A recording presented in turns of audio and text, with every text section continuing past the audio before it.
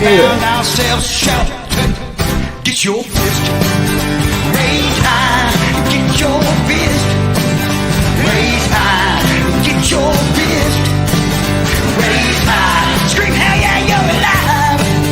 Hell yeah, scream, hell yeah, you're alive. Hell yeah. All right, let's hear it, everybody. Hell yeah. Hell yeah. Woo! All right. I need to tell everyone that our special guest interview tonight, Chuk, Cooley, is doing a lot of that right now as he is being challenged to get on the StreamYard to be with us here tonight. So send good vibes to him. We're sure hoping that he'll be here. I do have some music to play for Chuk Cooley. I mean, some of his music to play, but hopefully we'll see him soon. So what we've done is we put together a couple of special guests that we would like to bring up on the panel for you now.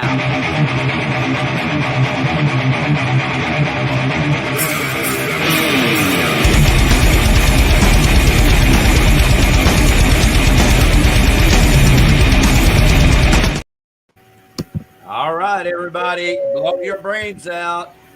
David Jarvis, our host, take it away and guide us through the chaos one more motherfucking day. All right, cool. Well, welcome, ladies and gentlemen. Tonight was supposed to be a special episode featuring Chuk Cooley from Oklahoma, but unfortunately, he, I guess, enter and delete are like right next to each other. So if he gets on, cool. If he doesn't, we're still going to promote him. We're still going to play his stuff because he's wonderful, and he'll be here in spirit. And if nothing else, he'll call Ricky's phone, and he'll do some kind of really loud and yet subtle interview. But to replace them, we've got WARHOG and Linda Chadwick. How y'all doing? Very good. Wonderful. We are actually coming to you with some brand new technology. I was told that doing this show through my phone is not the way to be, so I've upgraded. And I see Ricky is doing some really fantastic stuff with the audio and with the graphics. And I saw just a snippet of some Johnny TV over in the corner. Is that you, Johnny? They go back and decide. How you guys doing? Good. What's up, Johnny? Welcome to the party. Being here, Johnny TV. Good to see everybody. How you guys doing? Good. Quite well. How about yourself, sir? I'm doing marvelous. I was getting ready to go out because I didn't see Outlaw Video's thing coming on on the YouTube. I had to go search and go find him, but I found him. Thank you, God. Thank you. I was getting there worried a little bit that you guys wasn't going to come on tonight, but then you guys are on. So I'm here to support you guys. Rock and roll till we die. Yeah, thank you, Johnny TV. We have been a little challenged today. Yeah, man. So for what it's worth, it's Ariel's fault. It's always my fault. I will gladly take the blame. And no apologies. But no, you always forgiven because you've had the COVID, I've had the flu, and Ricky has the rickets. And a whole lot of fun stuff. I'm just kidding. I don't know Ricky's medical history. However, anyway, how are y'all doing? David Jarvis, we have the full WARHOG band present. And a sexy group of motherfuckers they are. Ow. How are y'all doing? Good. It's good to see you guys. Very much. Why don't you introduce us to your fellow bandmates? Yeah, so over here on my left is Eric Kendall. He and Justin Hopper, bass player, guitar player. Play guitar. And then this is our new drummer, Robert Powers. He's Mr. Powers stepping up, and he's joining the band. Our previous drummer Ben had to leave the band due to a knee injury that's kind of sidelined him. I remember that. Yeah, it really sucked, and we figured we had a really long, hard road trying to replace him. But actually, it ended up being like 3 messages on Facebook and like 2 practices, and then this asshole is like just ready to go. So let's go. That's right. So Ben Powers, it's great to see you because I love this fucking band and I want to see them outperforming so we can go. I got to see them. Well, I actually got there late. So anyway, I'm ready to see me some more WARHOG. So thanks for being here, Mr. Powers. Robert's the man. Robert has really stepped up and gotten the songs under his belt, and we're feeling really good about Trees Saturday. Yep. It's going to be a lot of fun. So Saturday, January the 27th, that's this coming Saturday, the Metal Showcase. How about that? With WARHOG, Last of the Sane, Breeding Thorns. Dude, that's going to be a heller show. Yeah, no, it's going to be awesome. It's going to be really awesome. So, so you guys got a little time to spend with us here tonight and shoot the shit? Yeah, we can hang out for a little bit. We have a show coming up, so we do have to practice. But yeah, we can hang out for a little bit and have a beer or something. Yeah. And when you guys, because we don't want to impede at all, so we'll just watch y'all jam while we have a good time. You're here on a good night because I want to introduce you to Linda Chadwick. Linda. Hey, hello. Lady Linda. Lovely Linda. Which I believe they said that they would push the delivery of your book up a week. So I'm still waiting on it, but I did order it. It is in the mail. Okay, so Dave, you were one that got one of the messages. So to me, that's exciting. I'm hoping that that's a good sign. Oh, yeah. Especially after the holidays, Yes. For everybody watching, let's set the precedence here. You can go back and watch a very interesting, one of the best interviews we've ever done 2 weeks ago with Linda Chadwick and Christian Shields. The combination was just beautiful.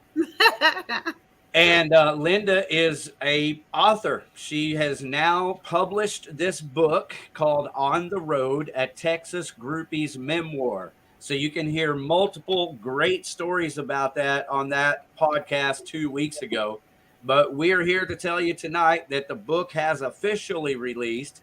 And so happy to have you back for this, Linda. Thank you, Ricky. Thank you. Congratulations. Thank you so much, Dave. I mean, it means the world to me that y'all are helping me promote it. It really does. Well, that was WARHOG, but yeah, right on. Apparently, you sound like everybody. I'll take the credit. No worries. There's probably someone in this band named Dave at some point. It's fun. I know, right? I'm like Daniel Dave Lewis. Thank you. Sorry about that. You're good. But no, it's cool. It's cool. My library is filling up quickly. I got Mark Benevente's book, Halcyon. I've got your book on the way, and then I've got our old friend Dan Franklin's new book about Electric Wizard. So yeah, my bookshelf is filling up with friends. I like that. That's good. That's a good thing. Let the points add up. Right. Yeah. They cancel my Prime membership, and then I just resubscribe because I want that free shit. I want that free delivery. You don't think it makes a difference, but that Prime really does make a difference. Plus, you can get it like that, And music. If WARHOG were to do a book, what would the name of that book be? Oh God, I have no idea. What's our bass player's name again? Yeah, that'd be what's your bass player? Firing bassists for dummies. Yeah, probably. Our running inside joke is that we're just always looking for a reason to fire Justin. And this week he welcomed in Rob here to the band. I have yet to be welcomed into WARHOG. He welcomed in, and I have yet to be welcomed in, even though I've known them for he's still on a temporary basis. Oh, anybody's a bass player looking for a band, we're just ready to upgrade anytime now. I'm kidding. I'll see you guys later. Job security. Hey, real quick, David, I pulled up a article about Dan Franklin's book here. It's on Kerrang, getting an excellent review. Oh, hell yeah. It says, book review, Come My Fanatics, a journey into the world of Electric Wizard. Dan Franklin takes you on a wild trip through the world of the UK's most important and mysterious bands. Dorset Doomer's Electric Wizard. Oh, damn. That sounds like a good book. Yeah, he definitely devoted a good amount of time in his other book, Heavy, towards this band. But I guess their story is so amazing that he had to do its own separate book. So I'm very, very intrigued about that. Oh, yeah. All right. Well, thank you for bringing it up. Glad to be able to share it with the world also. Shit, yeah. So, who all is sick? Not me for once. Thank God. I'm about to be. Sorry, guys. I'm really sorry that you were sick. Yeah, I was sick for like 3 months with the congested crud. Back in God, we sound terrible. I'm fighting shape just this week. I was worried that I wasn't going to be able to sing for the show. But it's the Texas weather. Like, what was no, it? It totally is. Yeah. Tuesday, it was 35 degrees. Thursday, it's supposed to be 75. What's up with that? Only in Texas. I quit smoking like 15 years ago, but I've had a smoker's cough for like the last 6 weeks. And that's basically, I mean, that's all I can describe it as. I haven't been sick other than just going every like 5 minutes. It's been so obnoxious, but if I finally cleared it out. So maybe you're just allergic to other people's bullshit. That's like your bass player. I'm surrounded by it. Get you some tea and honey, babe. That's what happens when you get musicians from a temp agency. Look, we even gave him a WARHOG shirt already. Yep. Nothing. Dallas Stars. What? Oh yeah, Ariel's a big. I love the Stars. Yeah, that's my team for the last 20 years or so. Yep. My husband made fun of me when I cried and we did win Stanley. But he's over here wanting to rip off TVs. I got spoiled my Cowboys. first year when I watched. Yeah, I did that too. But Yeah. But I can only be for one team, so it's too much pressure any other way. Yeah. So after the tree show, what do y'all got going on? We are going to get to work on recording a bunch of shit that we should have been recording all fall and winter. We're going to kind of put this guy over here through the ringer and just get him mic'd up and start working on new material and record it as we go. Because we had originally had a pretty heavy release schedule with new music that we wanted to achieve, and we weren't able to do that at the back end of last year. And so we're going to try and get caught up. The kind of the two parts of that is we want to release new music, but we've been playing all the same songs now for the last year and a half, and we want new material to put in our set list. Sure. So we're going to prioritize like a handful of songs so we can like release them as singles and an EP, and then have those songs ready to start gigging again. And then we'll see what happens like booking in the spring. I know most clubs are starting to book now for February, March, and April, and I don't think we're really looking at that. But I think for the summer, we'll probably look to do a show here in town. But ideally, we'll have, 2/3 of our usual 45-minute set will then be all new music. Yeah, but all that stuff will also be on Spotify and YouTube and all that stuff. So recording really is what we're going to be doing. Beautiful. Are you excited about that? Oh yes, of course. I love the challenge. The good news is most of the stuff is actually like 90% recorded minus the drums. Yeah. Yeah, that's true. Yeah. So No pressure. No pressure. Yeah, it's all on him. Yeah. That's it. I gotta catch up. Yeah. We didn't waste time. Like Eric said, we've got a lot of it kind of mostly recorded with MIDI drums. So it'll just be a situation of actually just getting him in, headphones on, and hearing the music and learning the parts and playing them and capturing them, and then we can start kicking it out. But we are far behind and want to get caught up, so that's really what our focus is. So will it be streaming only, or will there be physical media? I don't know. What's physical media? CDs. What are He's kidding. CDs? He's kidding. How old are you? You know, I'm old enough. old enough to have a comedian in our house. I'm also old enough to know that the young whippersnappers today don't buy CDs. So, yeah. A lot of people like that stuff, but I do. Dude, I still buy CDs. Time you bought a CD. well, so a couple things. 6 years ago. The maybe? first- Yeah. The first record was too long to put on physical media, Yeah, which it was something we didn't think about at the time. It's too long for records, and it's actually too long for Just for a single snip. CD. Yeah. Did we look at cassette tapes? We looked at we looked at VHS cassettes, Yeah. and Laserdisc. because it's less than 2 hours long, we could have put it on a VHS. We might do the EPs on discs if there's a demand for it. Yeah, we'll probably do like a Kickstarter or something to see if there's actually any interest. Yeah, Before we spend our money on it and not Yeah, that's fair. You want to allocate funds where it's going to be most. like reserve your Use- copy and then we'll go and print a record or whatever. So- right? we could do Call of the Voyager, and it would be a 4-sided LP, so it'd be a double LP. Yeah. So we've thought about doing a Kickstarter for that just to get them the pre-order costs covered.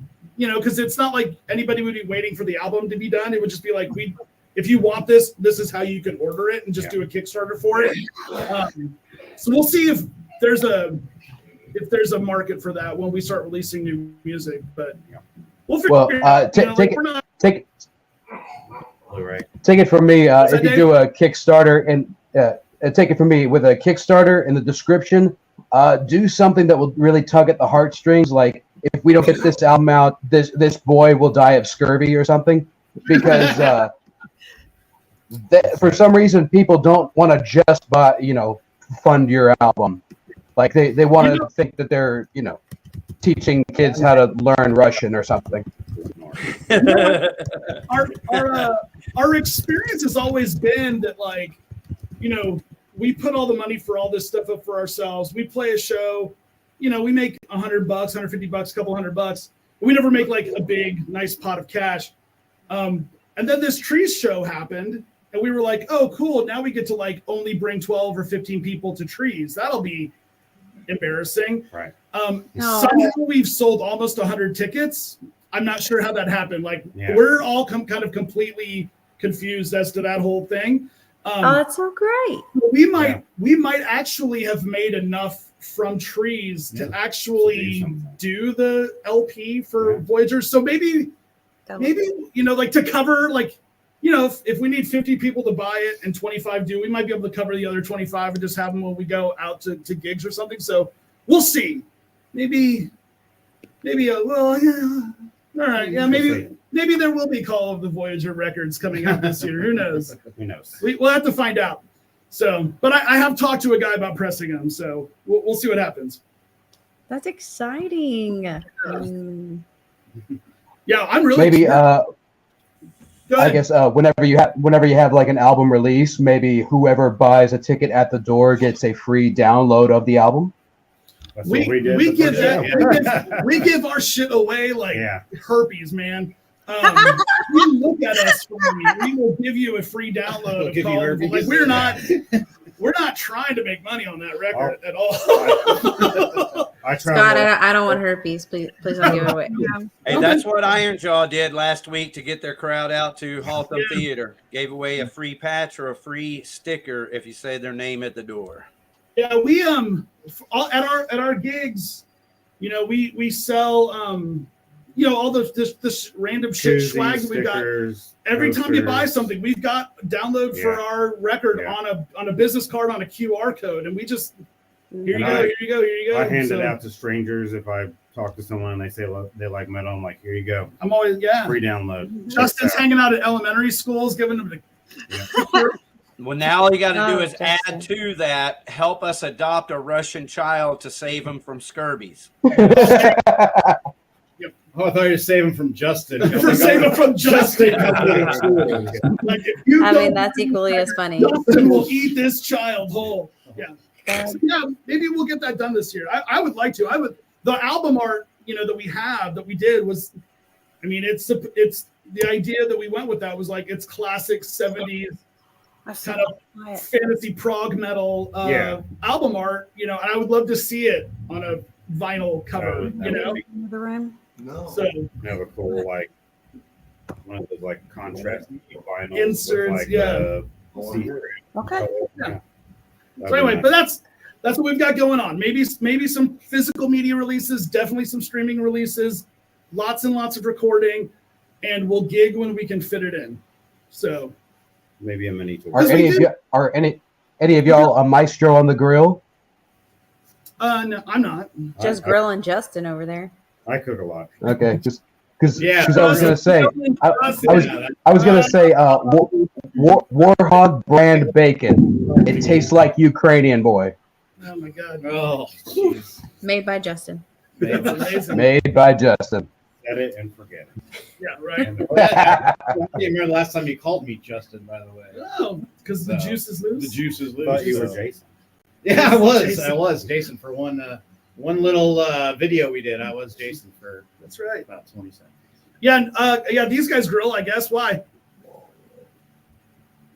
Oh, the joke is already gone. We've moved on. There's nothing else there. Okay, That was my fault. Okay, that's fine. Very good. Yeah. Once again, Ariel's fault. Yeah, I thought we were gonna start talking No about apologies. No apologies. Party. Is there a cookout? Yeah. A small Ukraine. Oh yeah. Never admit that you're wrong, Ariel. You keep it right on sliding. Slide, slippery side. Yeah. So, do you have any good groupie stories that you could share? No, man, I'm married. Come on. Maybe from when we were in our 20s and we played, but Yeah. not now. Yeah, like we're all married with kids. And Yeah. Except one. It's not None that they can share right now publicly with us. No. Yeah, I mean, No. I have trying to get a deflowered, I've deflowered You say you're deflowered? in the bathroom at the venues that we played. Jesus. I got buck naked one time on stage at a He place. did that. Yes, that is true. And my mom came up and handed me my underwear back to Yeah. me because she was in the audience. And that was again. Yeah, that was. Yeah. Now you're a sex offender. Yeah. Now, You weren't before, but now you are. now a sex offender. I'm saying if I did that now, I'd be a sex offender. I can only get away with so much with this beard and this belly.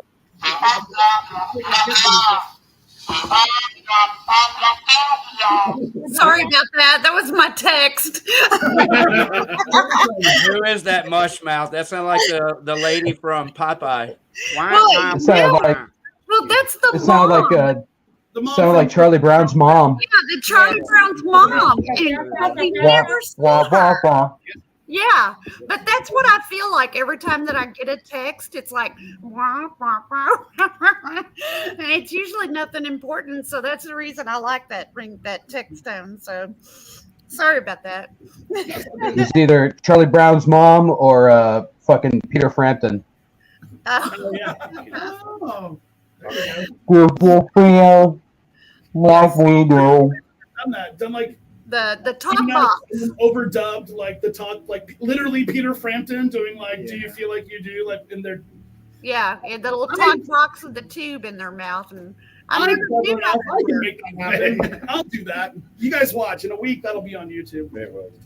I'd like to see somebody do it. I mean, like actually demonstrate how it actually works. The talk I'll box. do it. I'll do it at 10. Oh, at 10. Oh, I was about to say I'll make that video by 10 o'clock. A talk box. You know how a talk box works? A tube goes in your mouth and plays the sound into your mouth, and then back to the microphone. So Actually pipes it into your mouth, and then you use your mouth to adjust the sound. it's kind of like a kazoo in a way. You're humming into it, or you sing into it, or No, your No. your mouth is the amplifier or the speaker box. Basically. Yeah, there's like a speaker box and you put it up to a microphone with a hose coming out of Yeah. it. And at one end of the hose is a tiny speaker, and you put the other end of the hose in your mouth, and then you open your mouth in front of a microphone, and it goes. You ever That's seen pretty Bon cool. Jovi? It's Bon weird. Jovi's was it "It's My Life" or something? Yeah. Doing it in video. But see, my days go back a lot further. Mine was standing in front of Joe Perry watching. Oh yeah. You know, with that little tube and Yeah. it looked That's it. badass. Yeah, That's what they're doing. that's all it is. Yeah. Him and God, I can't even think of the other guitarists that, well, other than Peter Frampton, but Joe Perry doing it. So. All right, everybody, check it out. We have a special guest.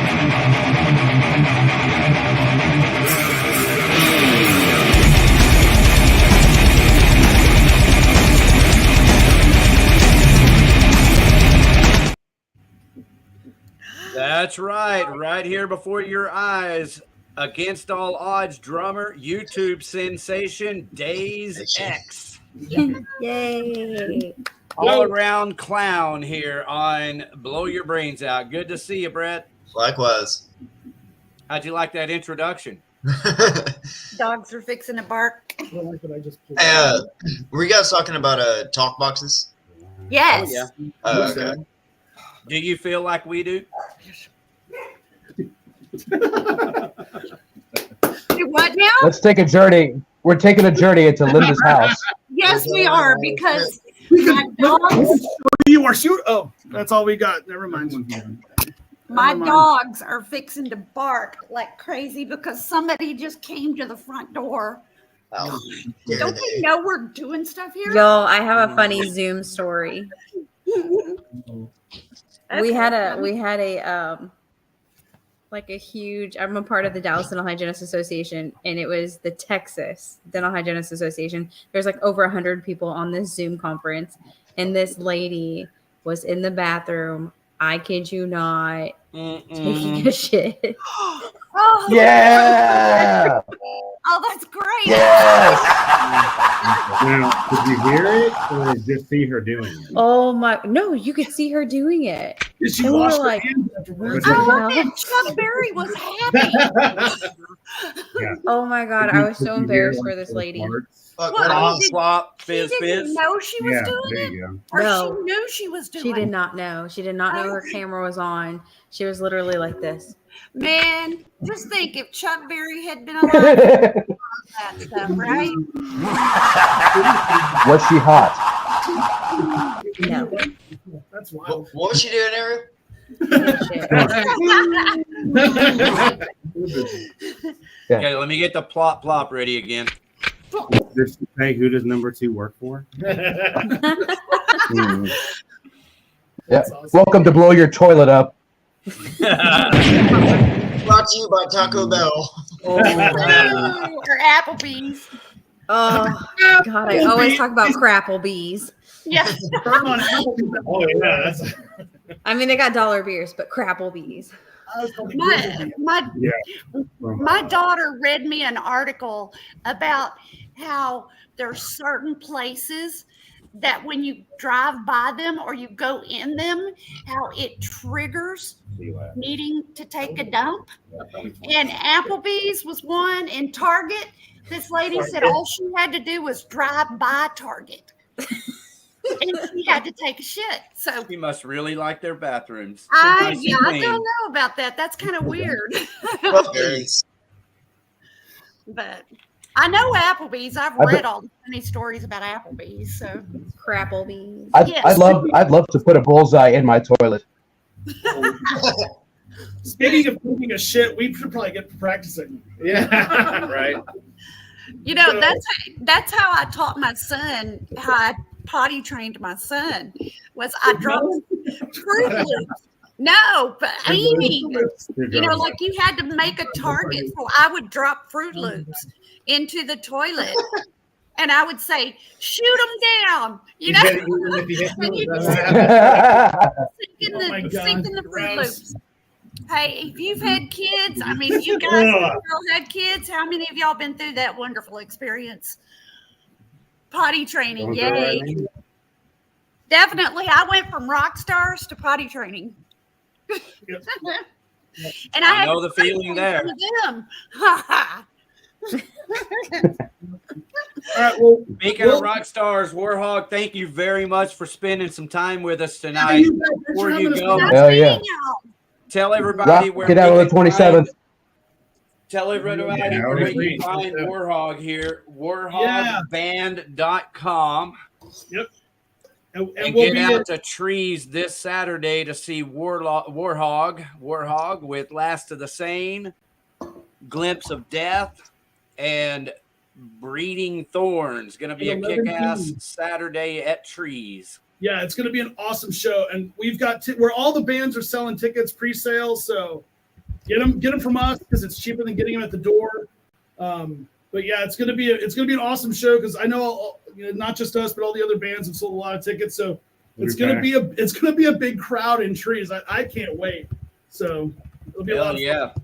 Everybody flood Scott Beatley's DMs and pick up your WARHOG tickets. Yes, please. Yes. Kick some ass, gentlemen. Thank you. We will. Go get them, Tigers. Check y'all next time. Yeah. All right. Have fun, y'all.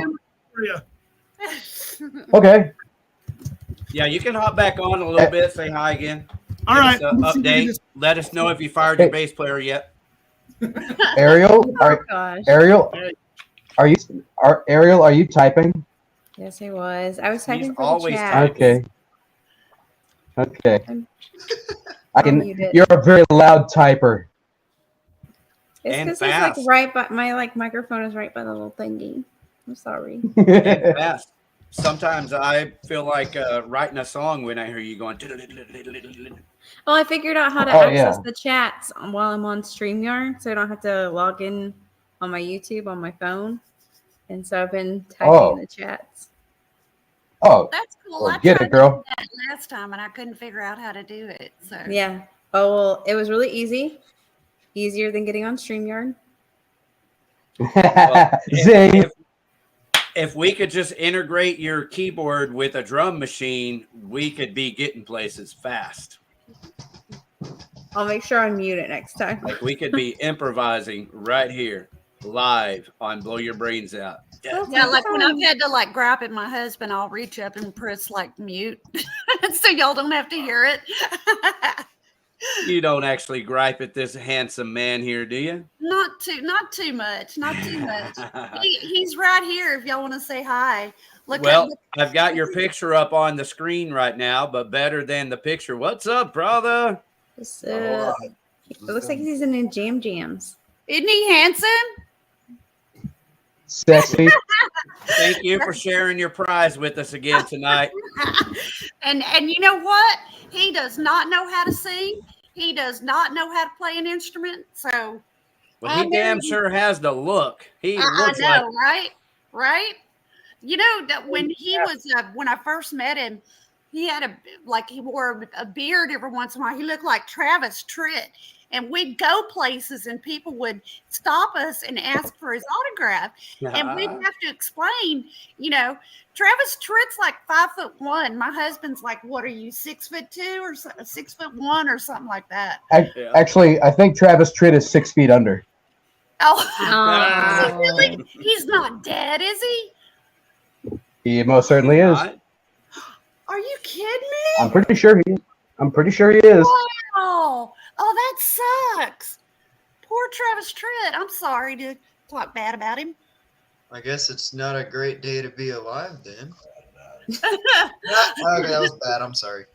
Where's your drum? My friend is Squeala Green. Everybody, just for Sheila, we have to say her catchphrase, which is release the nips. Release the nips. Release the nips, Sheila. We love you. Let the nips flow through you. Yes. That's her catchphrase forever. She was with me when we worked on the little street rag, on the road. She was our photographer. And, I've known her since we were in school. I mean, way back in high school, even elementary. I've got school pictures of us together in elementary. So you've got stuff to blackmail her with. I do. Hey, release the nips. That's enough to blackmail her with. There's Alexander Mary. Yeah. She's welcome to come right here on screen with us and release those nips anytime she likes. She just, she just might do that. She's in Colorado. All right. Well, with that, let's go ahead and go through these chats and get caught up. I've got Alexander A. Mary saying hi to Linda Chadwick also. Hello. We've got the official Chuk Cooley chiming in. Hey, Chuck. sorry guys, wasn't able to get my phone to connect. Oh, that is too bad. I would have liked to have met him. We'll just leave that right there. We will play a couple of Chuk Cooley songs in a little bit. Did you see the intro I made for you? If not, I'll play it again. I'm pretty proud of it. Hello, Shelly Rays. Good to see you always. Please be active in the chats, and because she's very entertaining. And then we got Iron Mang. This is the Black Sabbath tribute band playing the free show at Diamond Gems, March the 2nd. Hey, what's up, Ariel, Dave, Rick, Linda, Johnny, and WARHOG. Crazy here, but listening while he's at work. TBC. And, of course, our very own Ariel. And then there's Squeala. Squeala. And then I'm going to skip all the way forward and say hello to Arkansas. It's always fucking good to see you. I remember her from Wonderful Arkansas. Yeah. And check this out, everybody. For this one, I think I need to go ahead and play this again. That man has a well-qualified.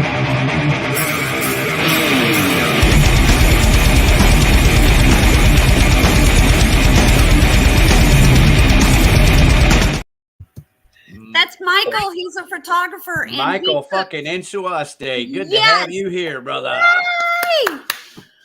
Welcome and always. Thank you, Linda. You're welcome, baby. Tell us how favorite of a people Michael is to you, because I love hearing that. Man, Michael took some pictures of somebody that I was madly in love with, Vivian Campbell. And if it hadn't have been for him, that I wouldn't have captured some of the great pictures that I have of me and Vivian, or Vivian and I, excuse me. Vivian and I.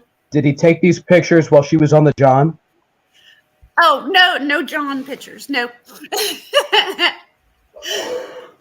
We did pronounce it correct. Yeah, we've known you, most of our fucking lives. I was wasted when I took it. All right, so nobody cares about the podcast anymore. Everybody's just interested in the nips. So we've been threatened or coerced with a picture here. Where's the picture? Release them damn nips. See the pic. Where's the pic, Sheila? I don't know where I don't think I have the pic anymore. Oh, Michael, he's here for the nips. Of course. Everybody sends dick to.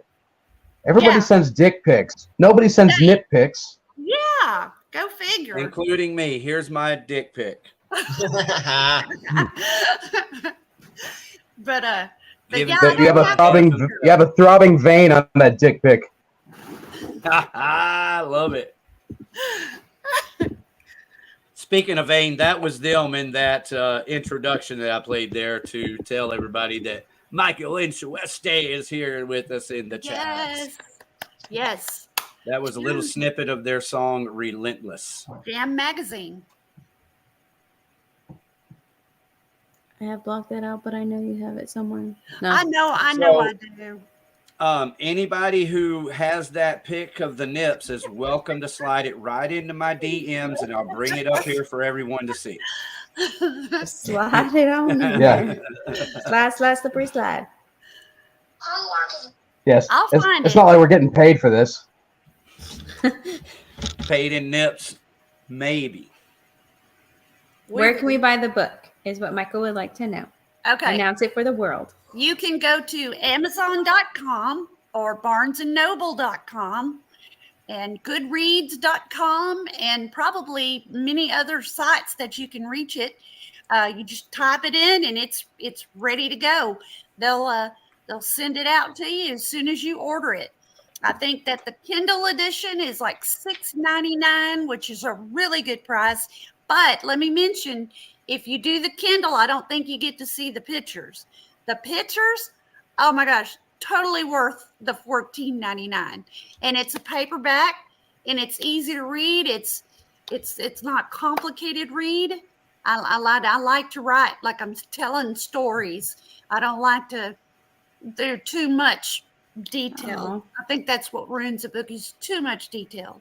So, but it's on white paper. It's easy to look at and easy to read. Lots of good pictures and lots of good fun stories. I was reading a couple to my husband earlier. Now on this show, I know we like to talk about pee pee and poo poo, but I was wondering, vomit. Did Dimebag vomit? Did Dime vomit? I never saw Dimebag vomit ever. I mean, I may not have been at the right places at the right times, but on my own, I've never seen him vomit. And he could drink. I don't know how he didn't, but he could drink. I never saw Lemmy even drunk, you know. What was that quote, Ricky, that Lemmy just did recently about alcoholism? God, I can't remember what it Mine was drink it, don't drink it or fucking wear it. Yeah. Or an old friend of mine used to tell his guys in the band, he'd say, hit it, don't babysit it. That's a good one. That's a good one. Yeah, it's a good one. All right, so here's the book up on the screen for everyone to see. That's what it looks like on Amazon.com. That's it. And also, I would like to tell everybody that when you get the book and you do read it, please don't forget to go on and leave like a review. Just slide that little star thing all the way over to like 5 and leave a review, you know, preferably a good one. But, you know, you can be honest. I don't care. But preferably good, because that just makes the book raise up on the charts and makes more people want to buy it to read it. So good review, just any type of reviews, just give me something. Okay. If somebody gives a negative review, but it's good criticism that you actually respect, do you appreciate it or? Absolutely. Okay. You know, because when, you know, I'd never been through the process before of getting a book published, but, you know, there's that point where you have to turn it over and the editor takes it. And what was really fun about this time for me is when she turned it back over to me for me to go over to see what I needed to correct and what some of her suggestions was. I learned that I have a problem with commas. So I have to calm down on the comma thing. And but the other fun thing is that she would leave comments over to the side and she'd go, "Oh my God, that really happened. That's so fucking cool." You know, like Lita Ford, for instance. There's a little story if you're ready for one. But let's do it. Debbie and I were at the Bronco Bowl, and we were there to see Black and Blue, but Patrick, who I usually would connect up with, you know, had a girlfriend, and he was like being loyal, which I totally respect. I totally do. But he didn't set me up with a pass. But Jamie from Black and Blue set Debbie up for a pass. So, you know, the girl without the pass, and any of you guys, all of you probably know that in the band, you know, the roadies like come out like zombies, you know, going, I'll give you a pass if you do this for me. And I'm like, fuck y'all, I'm not giving head for a pass. I'm just not that important. So, you know, I wasn't going to do it. So I went out and I sat down on the hood of my car and I said, I'll just sit out here and wait for Debbie to get done, and then we'll go and do whatever we're doing. So while I'm sitting out there, I noticed Lita Ford. She was one of the backup bands, and she came off of her bus with her tour manager and stuff. And she looked over and she pointed, and she said, I don't actually know what she said, but she said, you know, hey, why is that girl sitting over there on the hood of the car? And the manager told her, he said, oh, she won't suck no dick for a pass. And she said, really now? So she walked over there to me and she was like, she goes, so why aren't you backstage? And why don't you have a pass? And I told her, I said, because I ain't going to suck no dick. And she said, turned around to her manager and she said, go get her a VIP pass and escort her in. That's great. So Linda gave me a VIP backstage pass just because I wouldn't suck no dick. Nice. Groupie dick. Yeah. Now that's something I never did. And you know, Ricky, do you remember like all of the things that they used to say about us? They'd say, oh, that's those girls that don't work for their passes, or, you know, all of that stuff. So we took a lot of flack because, you know, the roadies didn't get a lot of action when we were around. So Jelly. Yeah. For anybody wondering, I wasn't sucking dick to be with the girls either. I actually was doing media. I had a magazine called The Skull Press. I was on KNON, so I had my own right of way back there. And man, Ricky, when you weren't doing that, they'd put your butt to work. I didn't mind. You did your share. Pulling around boxes. I think I might have pushed me around a few too. So hey, it was just the nicest or coolest thing in the world to, like, you know, have friends in that environment. You know, I wasn't ever by myself. It was the camaraderie. And you know what? I just I don't know much about what it's like nowadays, you know, because I've not been a part of the scene for, I mean, my husband and I have been married 30 plus years. So I don't know what it's like, but to me, it's going to be really hard pressed to find a camaraderie that we had back then in the 80s. Like, you know, well, with Pantera, I mean, you know, just everybody could come to their house. Nobody was turned away. You know, everybody was everybody's friend. It was just I think it's just different, you know, than it was then. I'm curious. What did guys have to do to get backstage? Did they have to suck dick? You know what? Do you remember Monk? Do y'all remember Monk? Ask Mike. The Monk. No, I'm kidding. Mike was a photographer, so he earned his way backstage just like I did. But what about Monk? He certainly did. Metal Monk. Mm-hmm. He's working on the Forever Heavy Metal book. That's right. Oh yeah, and we're all in it too. So, but I loved him madly. He was one of my best friends. But you know, it's funny because guys, they weren't what are you, not alarmed or like thinking that the girls were going to be stupid or something? If you were a dude, it was cool. You could get backstage and hang out if you wanted to, especially if it was somebody like Iron Maiden or, you know, that didn't like the chick scene, you know. So Judas Priest, they didn't like a lot of the chicks and stuff. So gee, I wonder why. Just after Phil. Hey, I got a guessing game here. Kayla says, I'm so stoked to know that you never. Who can take a guess? Stab at this. SND. I know what he is. Dick. Suck no dick. Boy, you're quick. Yeah. Cause dick is no. No. No, it's not actually. If you got the right one, it's quite great. Yeah. Not enough dudes eat pineapples. Says Phil Anselmo.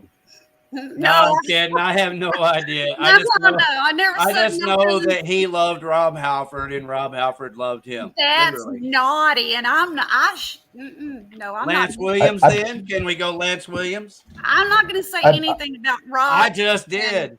And I bet Phil's dick smelled like shit. You're probably right about that way. Someone tells me Rob's not the driver, but I don't know. Well, I will say that, you know, if Rob was the taker, ouch! Domination. I mean, this is the truth. My husband's sitting right here, but I'm going to say it anyway. That was the scariest looking monstrous thing I've ever seen in my life. Well, you know, it wasn't. You didn't even have to be a group. You didn't have to. All you had to do was walk up and say, I heard you had a big dick. He'd pull his pants down and show you. He was quite proud of it. Well, God bless him.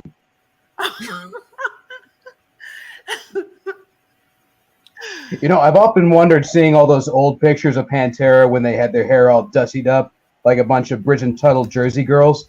There's a sensitivity to all their eyes. So I'm wondering, did Dime and Phil ever make out? No.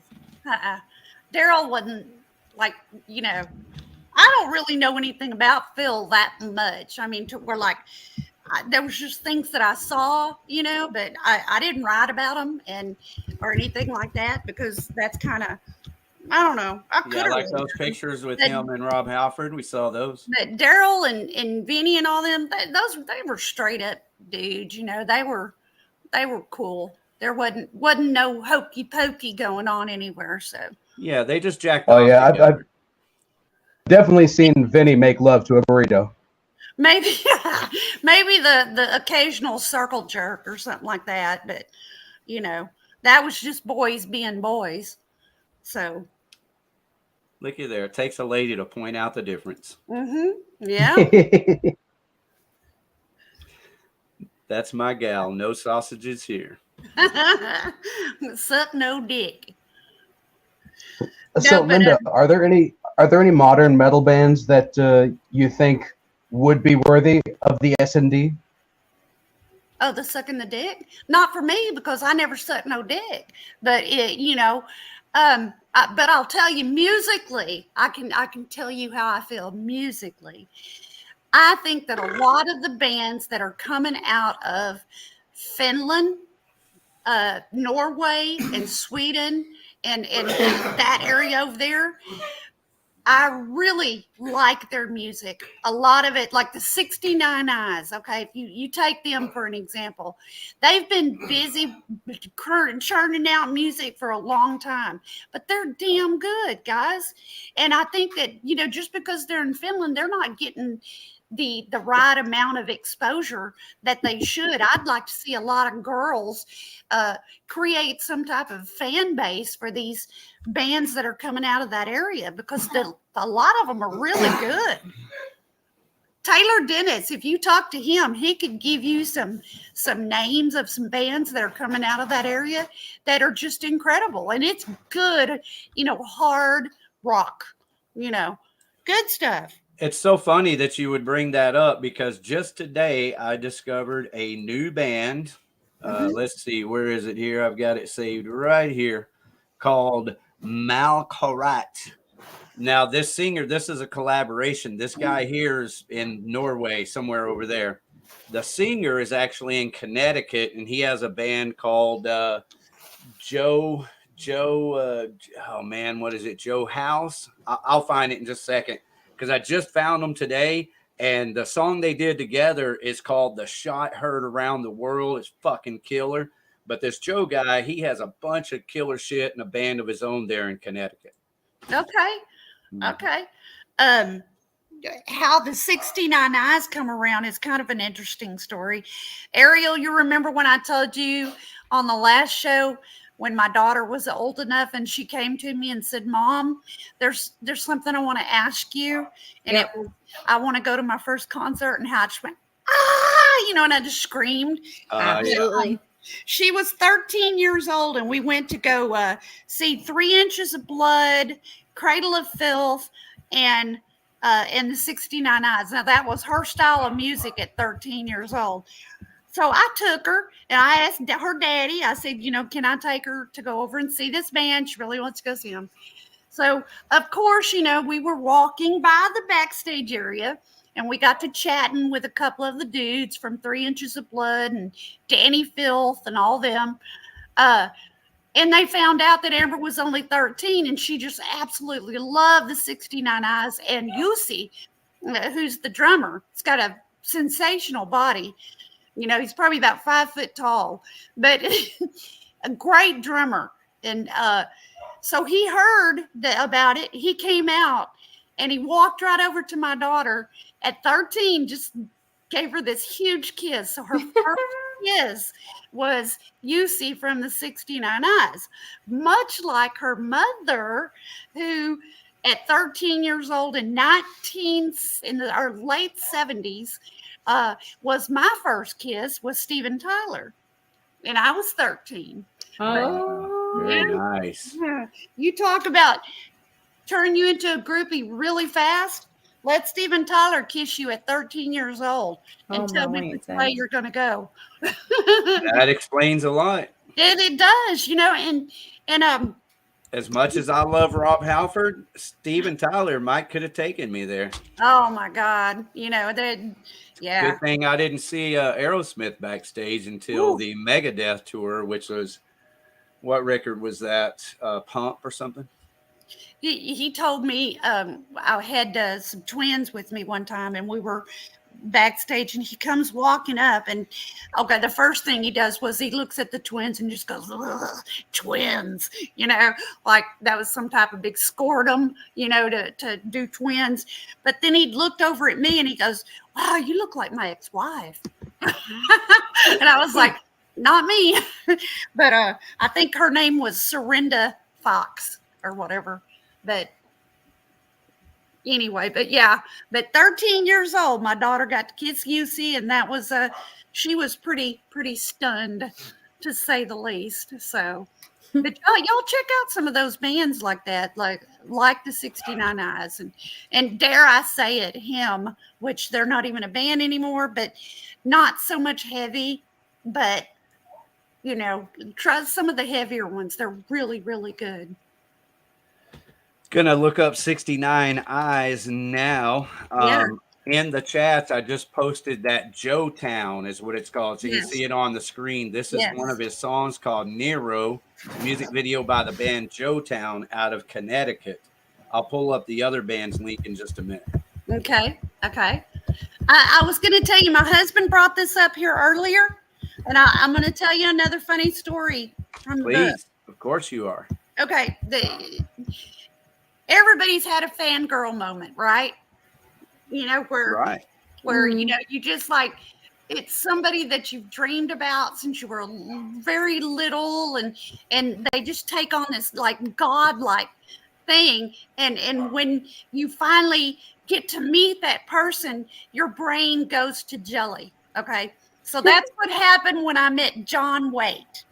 We had our promoter friend of ours had called us and said, "Y'all are going to this show," and we're like, "John Waite and Scandal, really?" And I'm thinking, yes, John Waite, here's my chance, you know. So we go to the show, and little did we know, Eddie Van Halen, and Michael can attest to this because he was there and he actually took pictures and knows this whole story because he was there. But anyway, Eddie Van Halen and Valerie Bertinelli were there at that concert. Valerie was best friends with Patti Smythe from Scandal. True. And Eddie got up on stage and did impromptu jams with Scandal and John Waite. Okay. Very exciting. Okay. Because nobody was expecting that, you know. So the whole time, I mean, we're watching this show and it's really great and everything. And Debbie and I get to talking to this really adorable curly haired boy. He was just a young guy. And, but he was just interesting and he liked us. And he had backstage passes on. He was like, "Come on backstage with me," you know. So went backstage and comes to find out that's Valerie Bertinelli's little brother. His name was Patrick Bertinelli.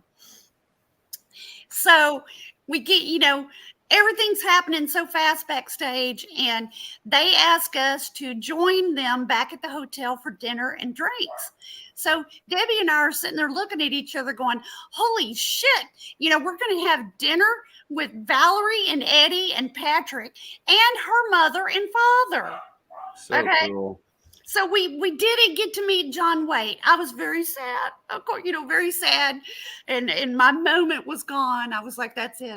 I'll never get this chance again, you know, to tell him and profess my love and all that good stuff. So we leave and we go to the hotel.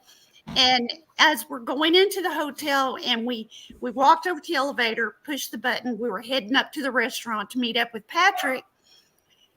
Okay, the elevator doors opened, and there he is. He's standing right in front of me, John Waite in all his baby's gorgeousness is standing right there in front of me,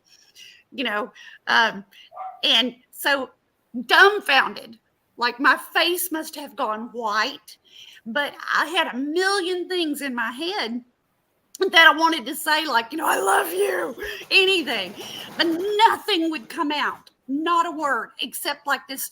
I just went, like that.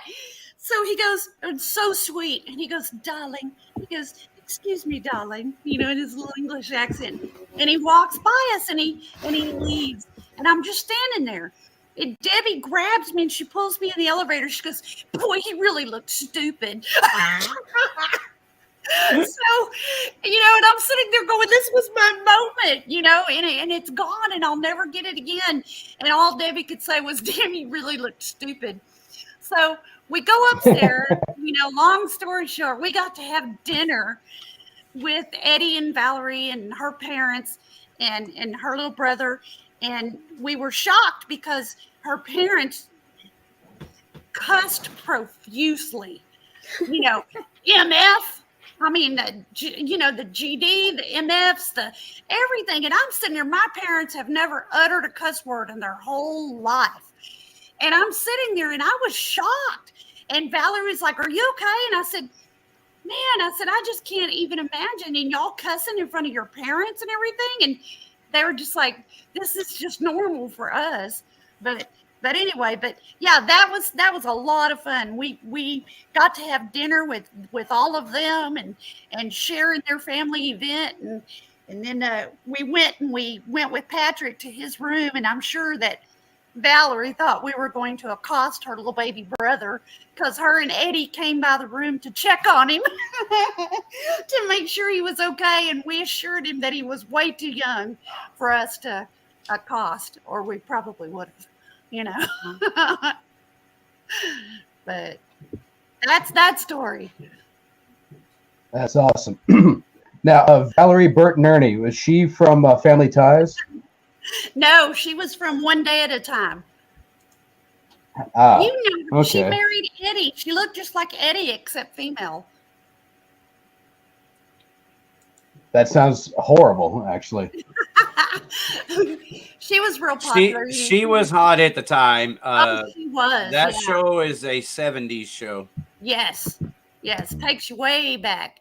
But she was gorgeous, and yeah, she still is. She's just a little overweight and everything, but she's still gorgeous, Agreed. And she's got a really big son, Wolfgang, which I heard he's doing some phenomenal stuff, I'll be honest, the one and only time I met Dime, I had a very similar experience where I was like, oh shit, I can't formulate proper sentences, because it was Christmas Day 2002, and we were going bowling at Spare Time, and then a friend of ours that worked up there was just like, yo, Dime and Vinny just came in through the bar, and I just look over and fuck, there goes Dime, and he comes in, and I'm wearing a Make 7 Up Yours hat, so like one side it says Make 7, the other side says Up Yours, so I had the Up Yours part facing outward. And I'm just like, fucking Wayne's World meeting fucking Alice Cooper, It's just like, oh my God, bro, you are so fucking amazing. And he was like really cool. And he saw my hat. He was like, hey, that's a cool hat you got. And just without even question, I just took it off and I was like, do you want it? And he's like, no, it's cool. I appreciate it. And then, and then my homeboy was like, hey, Vinny's back there too. And I was like, I don't give a shit. I'm talking to Dime here. Poor Vinny. But Daryl was like that. And I mean, Ricky can definitely say that too. But there wasn't anybody that he did not have that that most of these guys get, where they make like you're inferior to them or blah, blah, blah, blah. No, that wasn't Daryl. And that wasn't the way he was brought up, they, well, him and Vinny both. Vinny was different than Daryl, and we love him for that. So, but he was definitely different from Daryl, but nobody was a stranger, just like I said, that the first time he met Doug, I introduced him. I mean, Doug was just blown away by how nice he was, So, but he knew no strangers. Yeah, I will say I never really found Vinny very funny, but at this particular show or at this particular Christmas at Spare Time, I saw him and he was clearly just drunk off of his ass.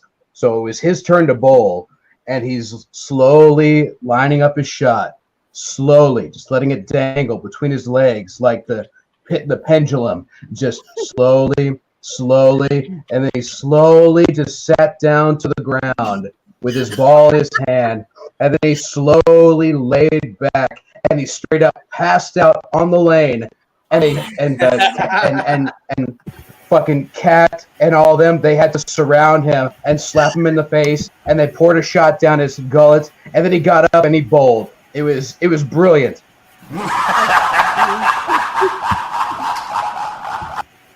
All right, in the chats, we got a Dimebag story. Descent, the band, and that would be Metal Mike Ames.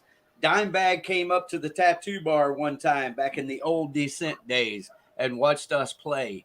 Then tried our singer out for Damage Plan at his house after the show. Oh, that's cool. Isn't that a great story? Yeah. And like Vinny, the first time I saw Vinny after, all the bad shit happened, my son and I were going to Angelo's to get some barbecue. And him and the dude, I don't know who he is, but he used to wear the baseball cap that had the little silver horns on it. I don't know who he was. It's a friend of Vinny's. Bob Mosley. I don't know who he is or anything, but he's not very nice. But yeah, anyway. Okay, fair enough. Yeah, but Vinny walked up and I looked up at him and we made the connection. Of course, I knew who he was, but I didn't know if he'd remember who I was.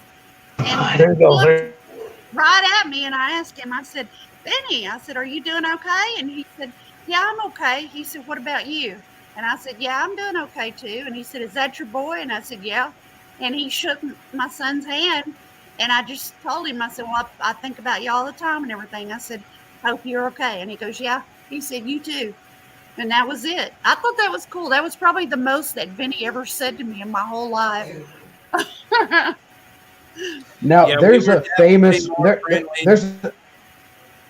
there's a famous story where the Dallas Stars won the Stanley Cup and took the cup back to Diamond Vinny's house and ended up denting it. Yes. Were any of y'all privy to that? I wasn't there. Damn. I was at home with my children by then. Yeah, that was me. There's two different eras of Pantera. It's the era prior to Vulgar Display of Power and the era after Vulgar Display of Power. Yeah, and I wasn't there for the anything after the Vulgar Display. I was before that. So, I was having babies. By the time the 90s come along, I was popping babies out. So yeah. I already had my babies, so that explains it, the story for most everybody paying attention.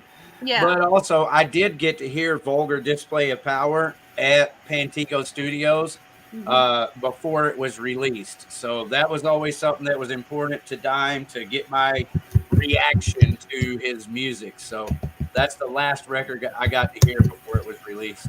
Well, we went to Judas Priest when they played at that bar in Fort Worth. My husband and I did, and it was when what was that singer's name? The one that that took over Rob's place for a little while. Can't remember. Ripper Owens. Owens. Yes. So we went to that show, and Daryl and Rita showed up, and Vinny was at home sick. He had the flu or something. But the whole time, Daryl had his phone on and held it up for the whole show so Vinny wouldn't miss out on anything. And I just thought, oh, that's so sweet. That was very sweet. I just thought that was really sweet, for him to do that. But I'll tell you, Rex's book, that yes, Rex. I read it. That's one book that I did buy and read. I laughed so hard through some of that. Yeah. Especially the Vinny stories. you know, like him skiing and all of that stuff. I laughed so hard through some of that. Stealing his band name. Mm-hmm. Okay, I got another special guest, everybody. Check it out.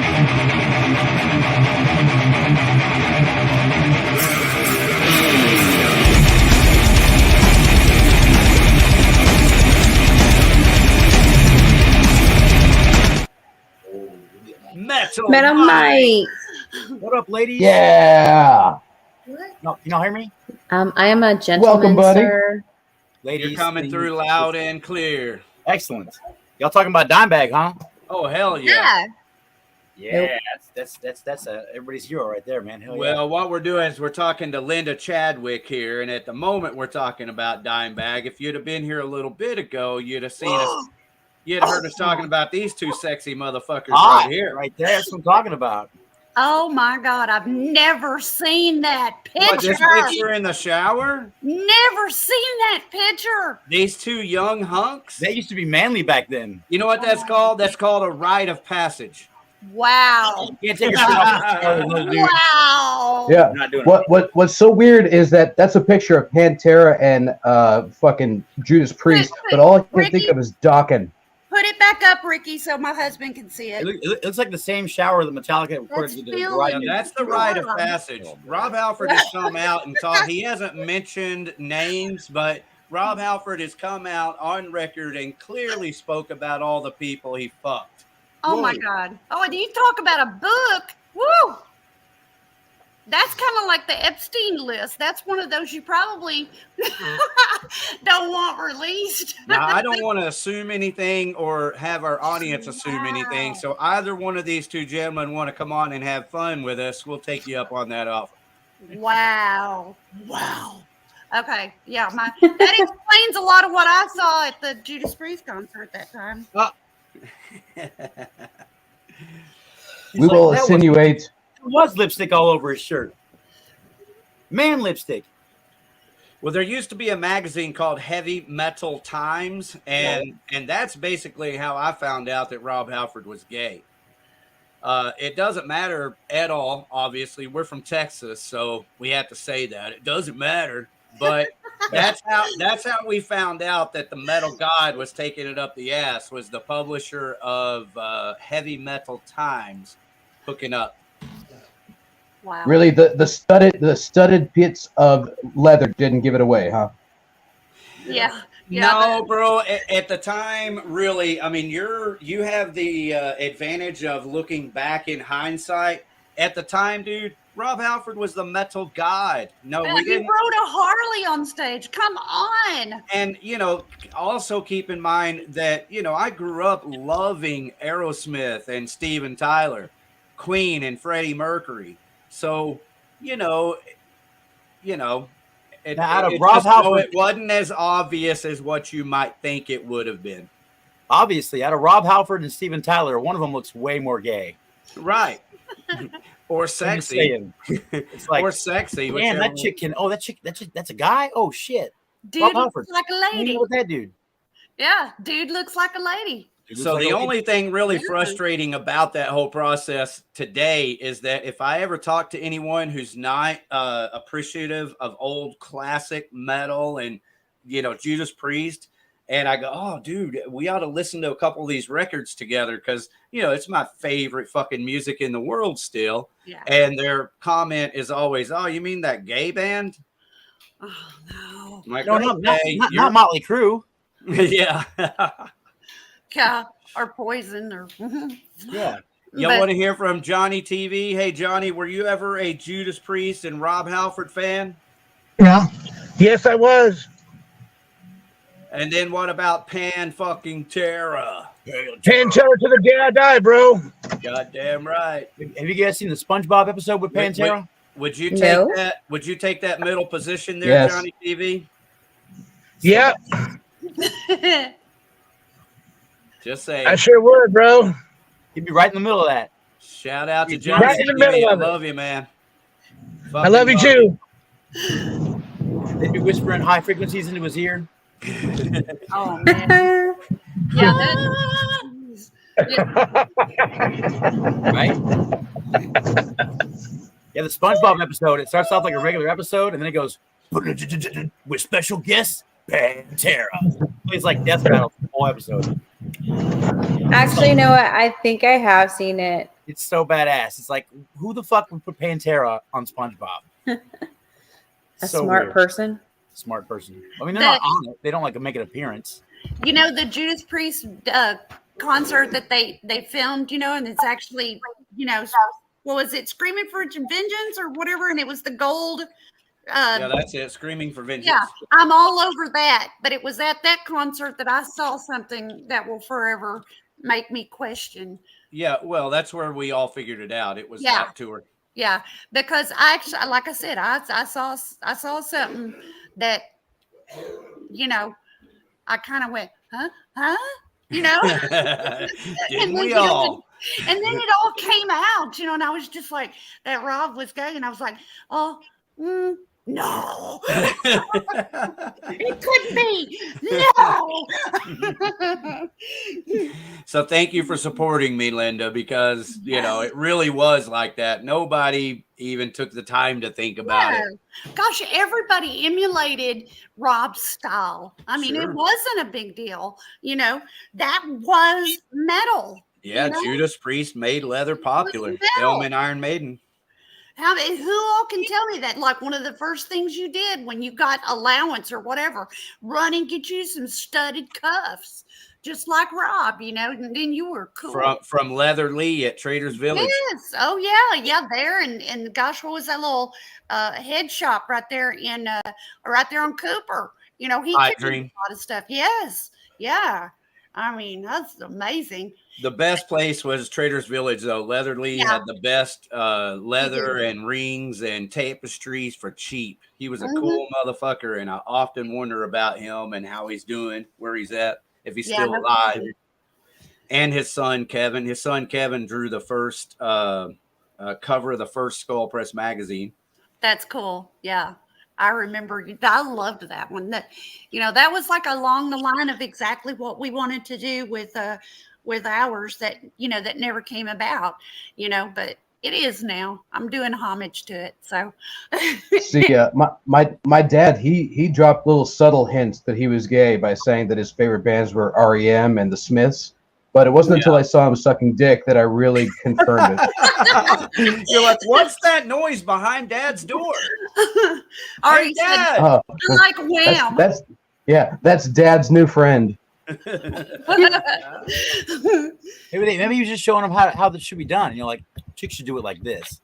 You know, guy research. Man, my dad didn't teach me shit. Well, you know how to suck a dick? Oh. No, I had to figure it out on the streets. Metal Mike, you missed the whole suck no dick. Oh man, you missed the whole suck no dick. Every time I get on, everybody's putting their dicks away. Fuck. But we never discussed eat no ass. So speaking of dick sucking, how come Jarvis never has his fucking face in his video? What's he doing back there? I feel like that's the most common sucking dick ass on the show. He's elusive. Yeah, or like I got my mouth full of it. I think it's AI. I think it's an AI voice. Is that why you quit singing, David Jarvis? I'm over here listening to the Smiths and REM. Thank you. He's over there watching Friends. He was kids watching Friends. So actually, I'm watching How I Met Your Mother, but okay. That's a good show. That's good. You know, I was going to tell you one of the other cool stories. The one that I told you I didn't write about in the book that I probably should have was my first incident with Elvis Presley. Whoa. Say what? The king. Well, real quick, let me pull this up for Arkansas. Everybody, with bated breath, we're going to get back to the king. God. But Arkansas says, I'm over here like, who is John Waite? And then Googling and researching him. Well, this is it. He is the Midnight Rendezvous, the babies. The little red hair, and he was just like, oh, Arkansas, be still my heart. All right, let's get back to that. Never happened. The king of rock and roll story. Yeah. Okay. So I kind of made funny like it was like an incident with me and Elvis. Ooh, I was only like 6. Okay. So it's not dirty. But my father worked at Meacham Field. Okay, it was a big airport right here in Fort Worth. In the center of Fort Worth over there. You Yes. can see it from 35. Absolutely. And Elvis had brought his plane in, the Lisa Marie, and they had landed at Meacham Field and to have some work done on it. And my brother and my dad built the furniture on Elvis Presley's plane. Nice. And they actually they got to sign the furniture, and it was documented into all of the ledgers. And then when it was time for the plane to be picked up, there was all these women like along the fence line of Meacham Field out there. And the fence was looked like it was pulsating, with all these women behind it. Oh, it was pulsating, all right. Yeah. And so me, 6-year-old me and my mother and my brothers and my dad, we got to go onto the plane right before Elvis got there. And we got to take pictures of all of the furniture and everything. They had gold faucets in the bathroom. We took pictures of everything. And then they said, okay, y'all need to get off the plane because he's in his limo and he's here. And we're like, oh my God, my mother was freaking out. And so they took us out of the plane and we had to go and stand behind some barricades, which was inside the fence, away from all those crazy women. And we got to watch Elvis get out of the car and go. He waved at us, and then he went and got on the plane and he left. Okay, so bump this up years later. I had 2 children, Amber and Zachary, and which I love very much. But anyway, I took them to Graceland, and we got to go on the plane. So I'm sitting there being like this nosy mother, and I'm like lifting up the covers, and I'm trying to find where my dad and my brother got to write their names on it. So this guard comes up and he says, ma'am, I don't think you're supposed to be over the line of this barricade. And I told him what the deal was. And I said, it's really important. I said, my kid's grandfather, worked on this plane and built the furniture. So the guy went and got the ledgers and showed my children their signatures and names. Yes, so their grandpa, they could see that their grandpa was actually still listed on the ledgers as having worked on Elvis's plane. Fucking beautiful. Yeah. I thought it was pretty cool. Elvis's pelvises all over the place. Oh my God. No, the fence is what I remember as a child. And I was so afraid that those women, were going to bust that fence down. It was scary, Beatles scary. Yeah. Yeah. Because, it was Elvis. I've been to Graceland. Graceland's pretty neat. I was too young to appreciate his pelvis. I didn't even know what a pelvis was, but my brothers used to go, he'd go up and they'd go, what is all that? Oh, gross. What is all that epidermis all over you? And I'd be freaking out like some stupid little girl freaking out and screaming. And I'd run to my mom and I'd say, my brother said epidermis on me. My mother said, honey, it's skin. So, yeah, not the brightest crayon in the book. I remember when epidermis on you was a deal. Yeah, they used to tease little kids about it. And in elementary school. What it was. Yeah. Circle, circle, dot, dot days. Who did air guitar? What? Who did air guitar? What is air guitar? Like this? Like Wayne's World air guitar? Yeah, like where you would get up and you would pretend like there were contests. I competed in a contest one time. What? Hold on. You competed in a contest where you did nothing? Yeah, actually, I did nothing, but I did nothing. That was the whole point. I had a body cast on from my hips all the way up to my waist. So my mother made me this baby doll dress that was completely covered me up. And I put my hair in pigtails and I was dressed like a little girl. and I rode my tricycle. It was called the club was called I Gotcha, and it was in Fort Worth. Babe. And they were having an air guitar contest, and I rode a tricycle out on stage because that was my Harley, okay, and I sang Diamonds and I didn't sing. Wait a minute, I didn't sing Diamonds and Rust. Diamonds and Rust. And I sang into a plastic shark. Okay. Nice. They announced it over the radio. Debbie chickened out. Debbie was supposed to do it with me, but she chickened out. But I stood up and I went and did it anyway, all by myself. My mother had to get me in because I was underage. And but I came in second. I got second place. But I did Diamonds and Rust, rode my tricycle out on stage. Hell yeah. Mm-hmm. Yep. So that was the stupid stuff that we do.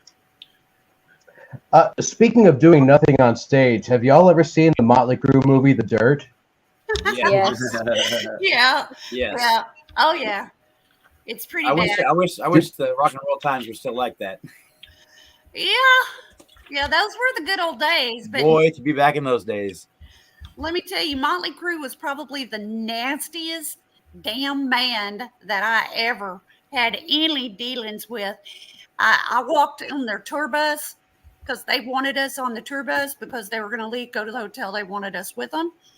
And I walked onto the tour bus and I look at Lenise and I look at Debbie, and man, there was like so much stains, sex stains all over everywhere, palpable, where you could touch it and it would go like this in little strings, you know. Like a green from room. it. Cool. Yeah. Was that after the Bronco Bowl show? And it would stink.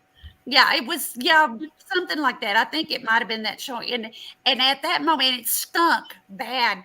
So I told Debbie, and I said, man, this is not good. I said, we don't need to be with any of these guys because this is bad.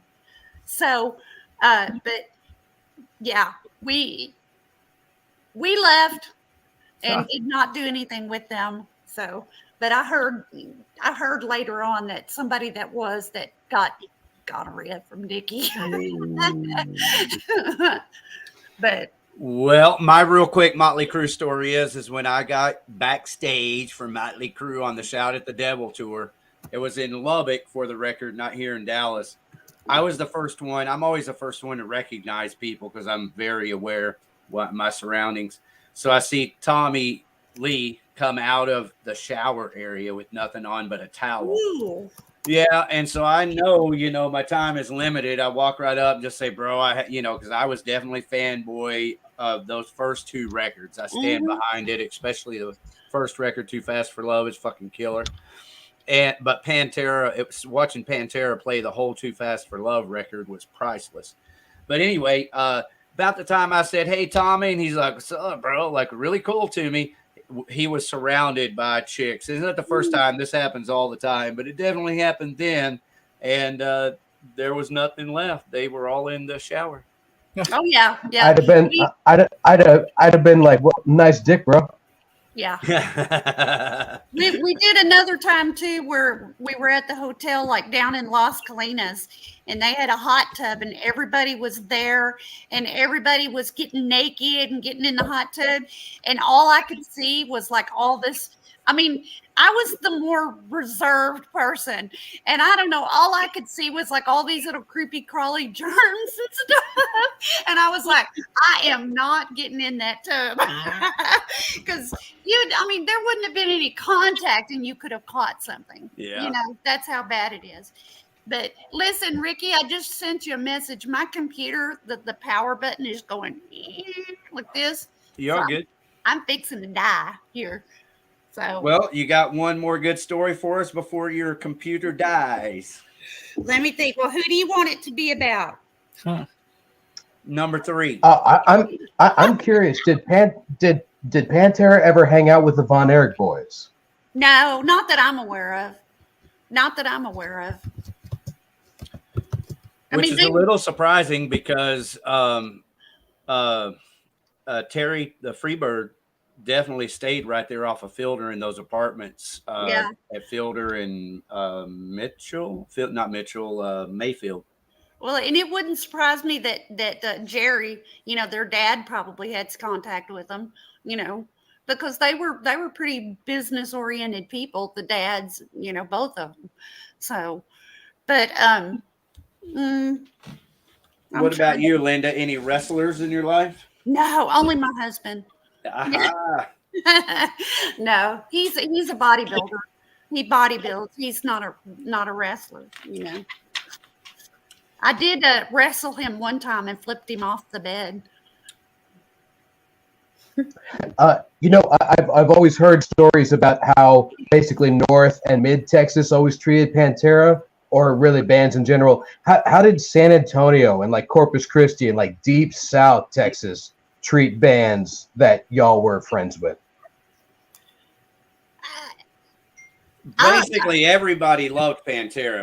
That's true. I mean, it's like wherever they went, it was a party, no matter where they went. And I know I've been in Houston with them. I've been in Austin with them, and I never saw any differences. They were all, loved them. That was Daryl's and Rex and Benny's. Well, I'll just say Daryl and really that was his objective.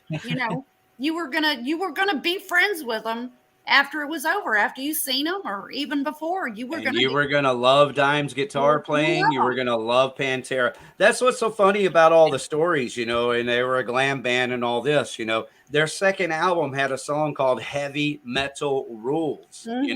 Yes. It wasn't the same kind of heavy metal that everybody's aware of, like post Slayer, for example. But back then in '86. Heavy Metal Rules was still a heavy metal song. But to your point, David and Linda's, is that everywhere Pantera ever went, it was a fucking party, bro. Yeah, that it was, no matter what you did. And no other band locally, no other local band, rigor mortis, nobody could even come close to the sizable parties that Pantera did every fucking week. That's it. The amount of the partying that they did. But I'm sure that people that aren't from Texas get tired of us, of hearing us Texans talk about Pantera. But you got to give it to those guys, because they followed this trend, and they molded themselves, and they went along, and they made themselves to what they became, and which was monstrous, and you've got to give it to them. They never gave up, never. Like they learned. Did you ever hear that set, Linda? They learned and played the entire "Too Fast for Love" record. Oh yeah, I mean, I saw that several times and everything, but yeah, I mean, they adapted and they did what they had to do to stay where they were, and they were not going to give up. I've known many a band that have set like a limit for themselves and says, if we're not big by the time we're 21, we're going to be folding it in. No, Pantera never gave up, never. And they molded themselves through the times and all the changes that happened through time, and they found their place. They found their home, and then the rest is history, But did you ever get to meet or know Walter O'Brien? No. Pantera tour manager? No, that was after I had already left. Because in '87, really '87 was when I walked away from Arlington and everything that was happening, With your baby. Yeah, well, and I didn't meet Doug actually until early '90. So there were many years there that I was totally alone, and I kind of just I had to come down, Ricky. I was on cocaine, I was on speed, and I walked away because I knew that if I didn't, I wasn't going to be around a lot longer. So I walked away from everything and made that decision, that I just couldn't do it anymore. So then I met Doug, and then the rest of my life is history. But that being said, I missed out on a whole lot. And I don't, there's no regrets. I mean, that's one of my huge things that I like to say. There's no regrets about anything that I've ever done. You know, yeah. Nothing. Well, Linda, it's very good to have you back again tonight for 2 almost weeks in a row. Ricky, I love you so much. And Dave, thank you so much. And Ariel. Oh, you're wonderful. Thank you. You're a beautiful person. Thank you so much. Thank you. On your way out, I'm going to tell everybody to go buy your book. Go to Amazon and order it, and they'll deliver it right to your door. All right. I love you guys so much. Thank you so much. Love you too, and we hope to see you back. Take it easy. Bye. All right. With that, let me go ahead and show off my next video. Y'all ready for this? See it. Weekly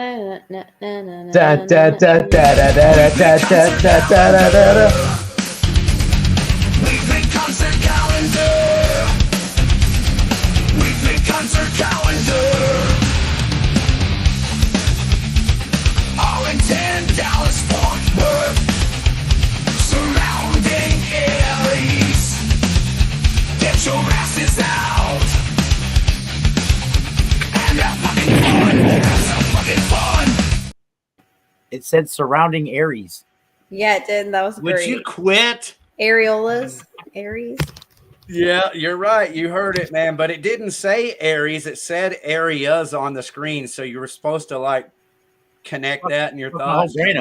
Wait, what? Dude, it's one of these crazy things where I made that with Suno AI. So it's an AI thing. And what are you, high or something?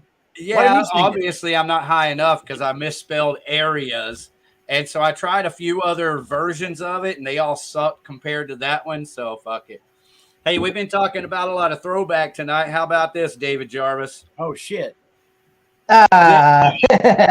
This is the day that I knew my life would reside and conquer with this fucking badass motherfucker, David Jarvis.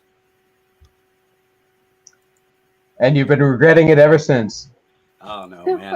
I'm so glad to be here right now tonight doing exactly what I'm doing. So thank you, and thank you, Ariel. That was pretty dope. So overall, did you ever like the talk concert to calendar video? Fuck yeah. Do you ever talk to, what's her name, Jessie, Erica, whatever the fuck her name is? No, I don't know anybody that does and have not seen her around. For the record, this was my bass player. We were promoting our show for my band, Me and My Dead Friends, and Jesse was the bass player. And when pandemic hit, basically, and some other tragedy in my personal life, the band split and she disappeared. So I feel fucking horrible. Are you on the side of the rail club right there? You got it. That's the Rail Club. David was playing with his band FTW. Probably. Right. What's the name of that band, David? Fuck those wimps.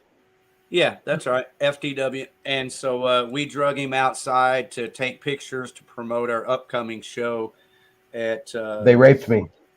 Yep, that's it. And you loved Hard it. to tell if you're real tall or he's real short. I'm real short. Motherfucker, you've met me.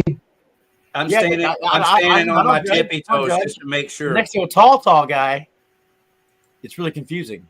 Because she gonna basically, I'm 6'2", man. I'm a beast. That's why when I saw Tommy Lee, I didn't go, "Hey, nice cock." I was going, "Oh, look at all those tits," because I could see them all. Right? That's part of the perk of being 6'2" is you get to see all the tits. That's why I got tits, so I can't see my cock. that is one of my limits right there. Like the day I can't see my dick anymore, it's all over. It's like, oh shit, I'm blind. Oh, you're fat. Oh shit, even worse. All right. So did everybody see this little short that we shared last week? Yes, that was funny. We did a kick-ass interview with producer, James Randall, Amanda Weber-Rooks, and audio engineer Tim Beardo. Everybody go check that out. It was pre-recorded and released. And this is a little short that we put together at James Randall's suggestion to promote it.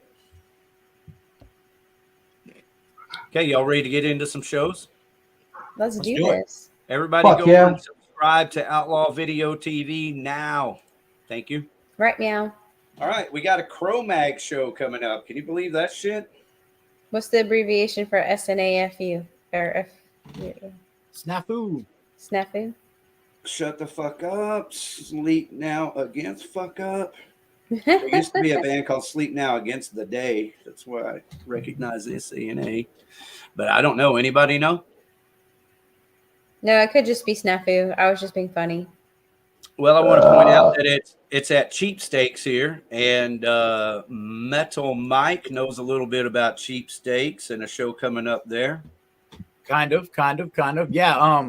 Actually, we're looking for a headliner for March 11th. It's a Monday, but I'd have to look up all the details here in a second. But there's a band coming through.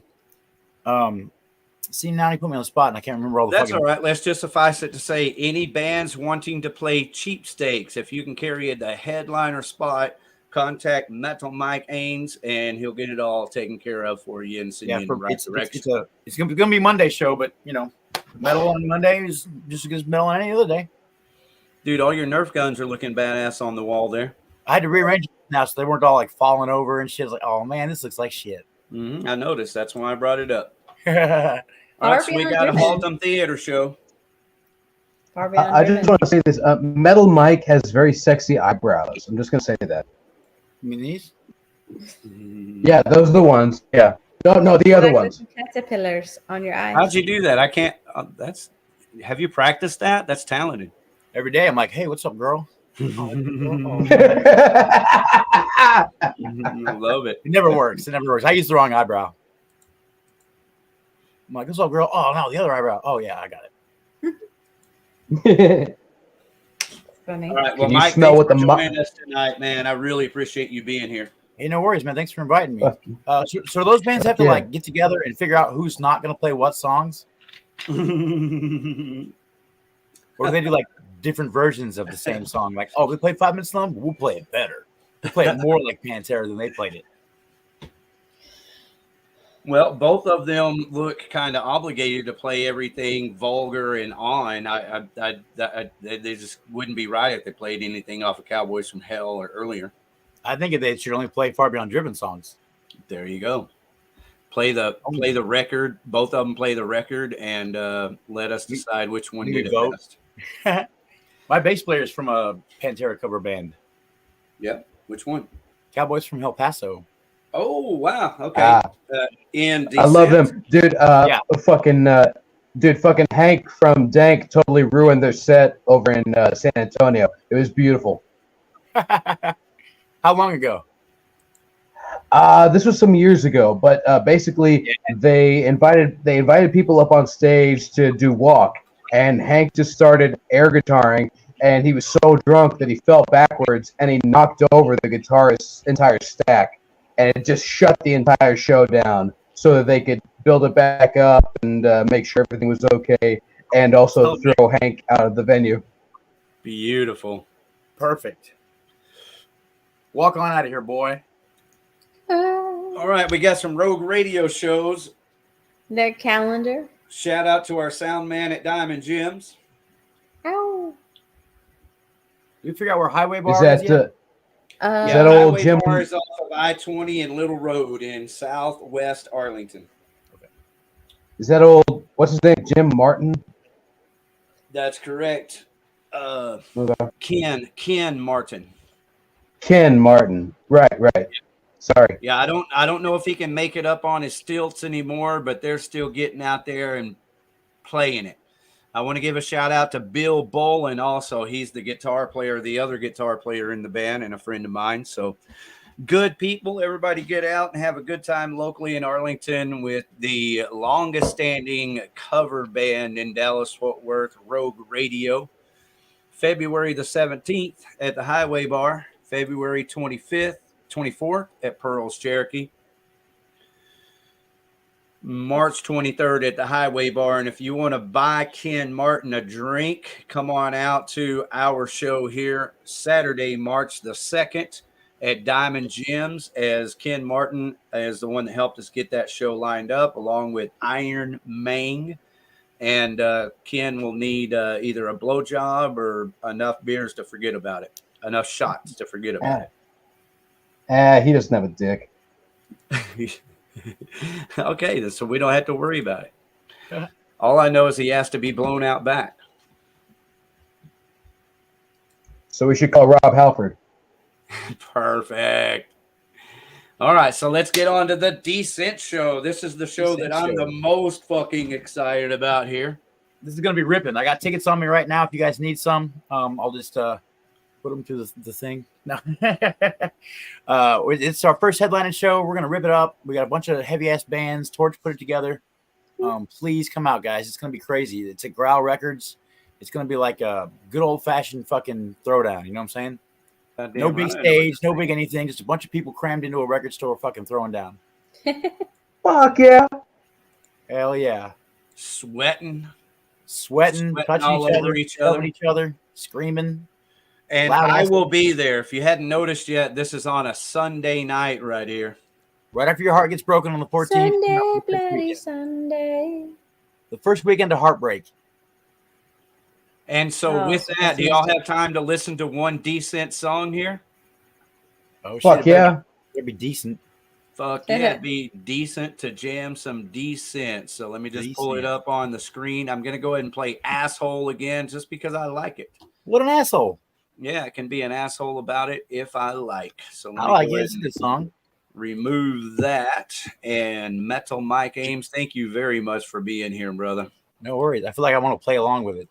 This is his band, Decent, and they're the ones we're talking about. I will be there because it's a Sunday night and I can fucking make it. I'm so glad y'all. It's an early show too. If you don't see on the flyer, it's yeah. It says it starts at 5, so approximately what? Because I'll be there at 5. It'll be over by 10. I think is what he said. Okay, cool. So everybody can get to work. No excuses.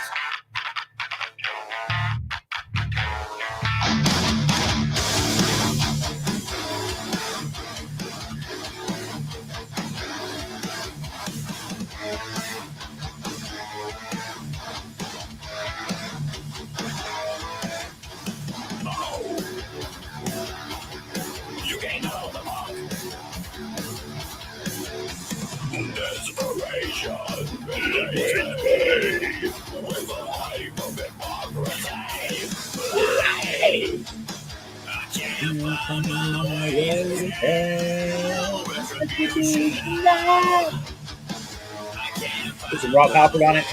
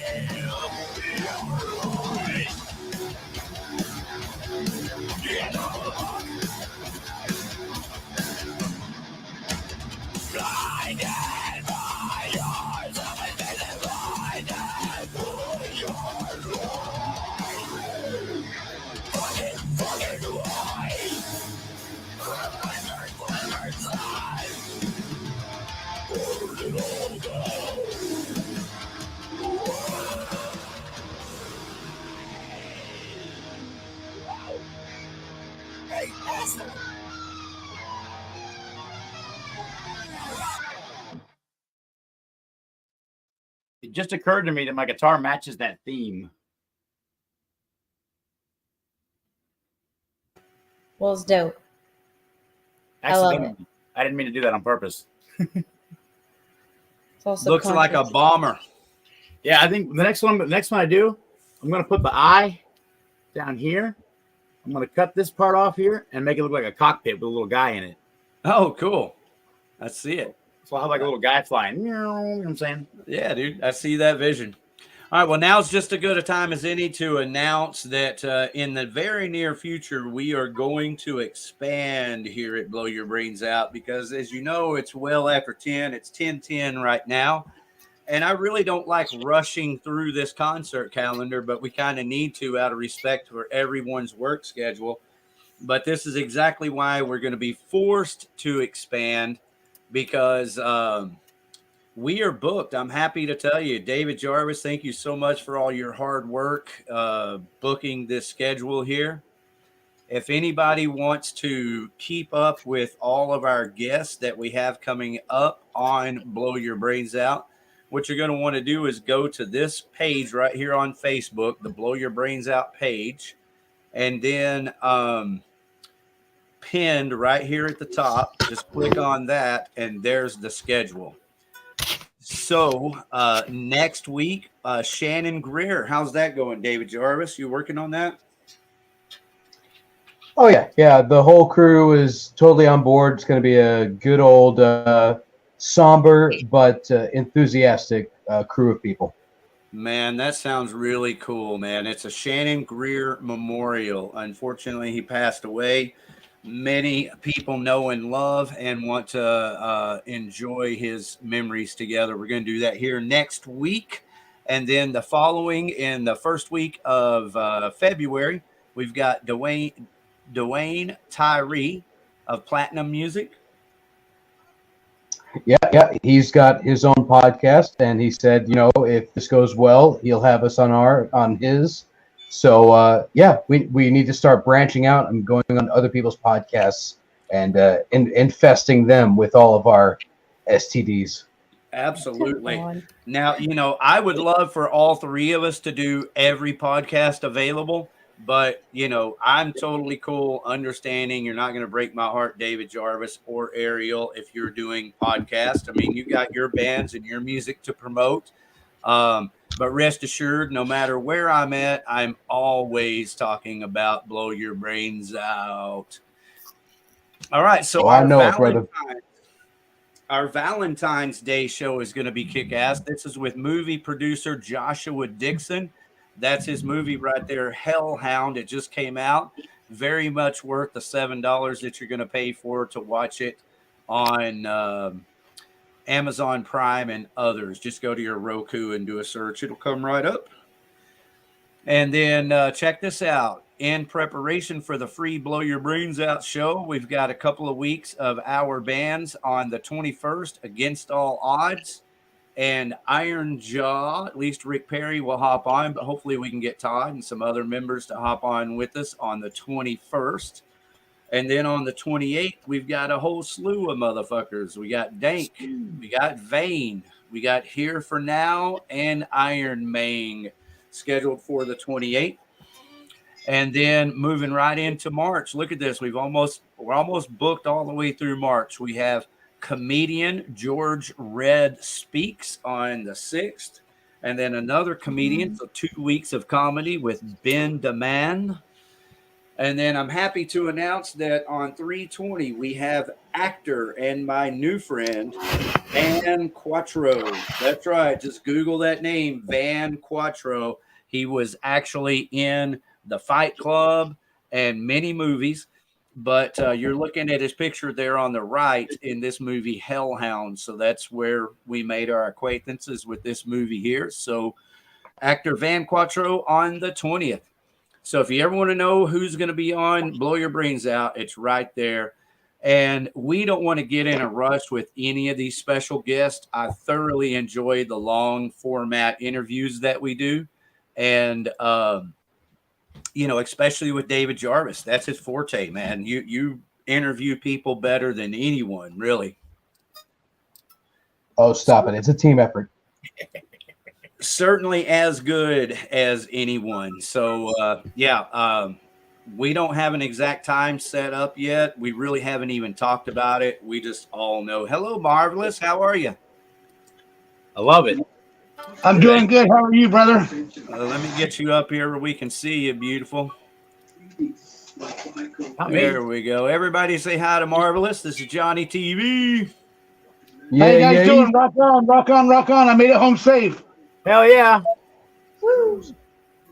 All right, so we're going to carry on and knock out this concert calendar. We got the Night Stock 3rd annual coming up.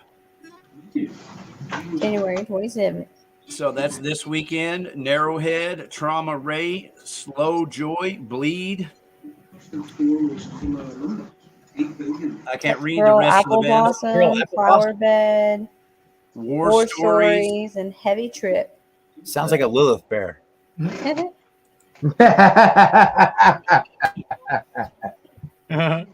Where's it at?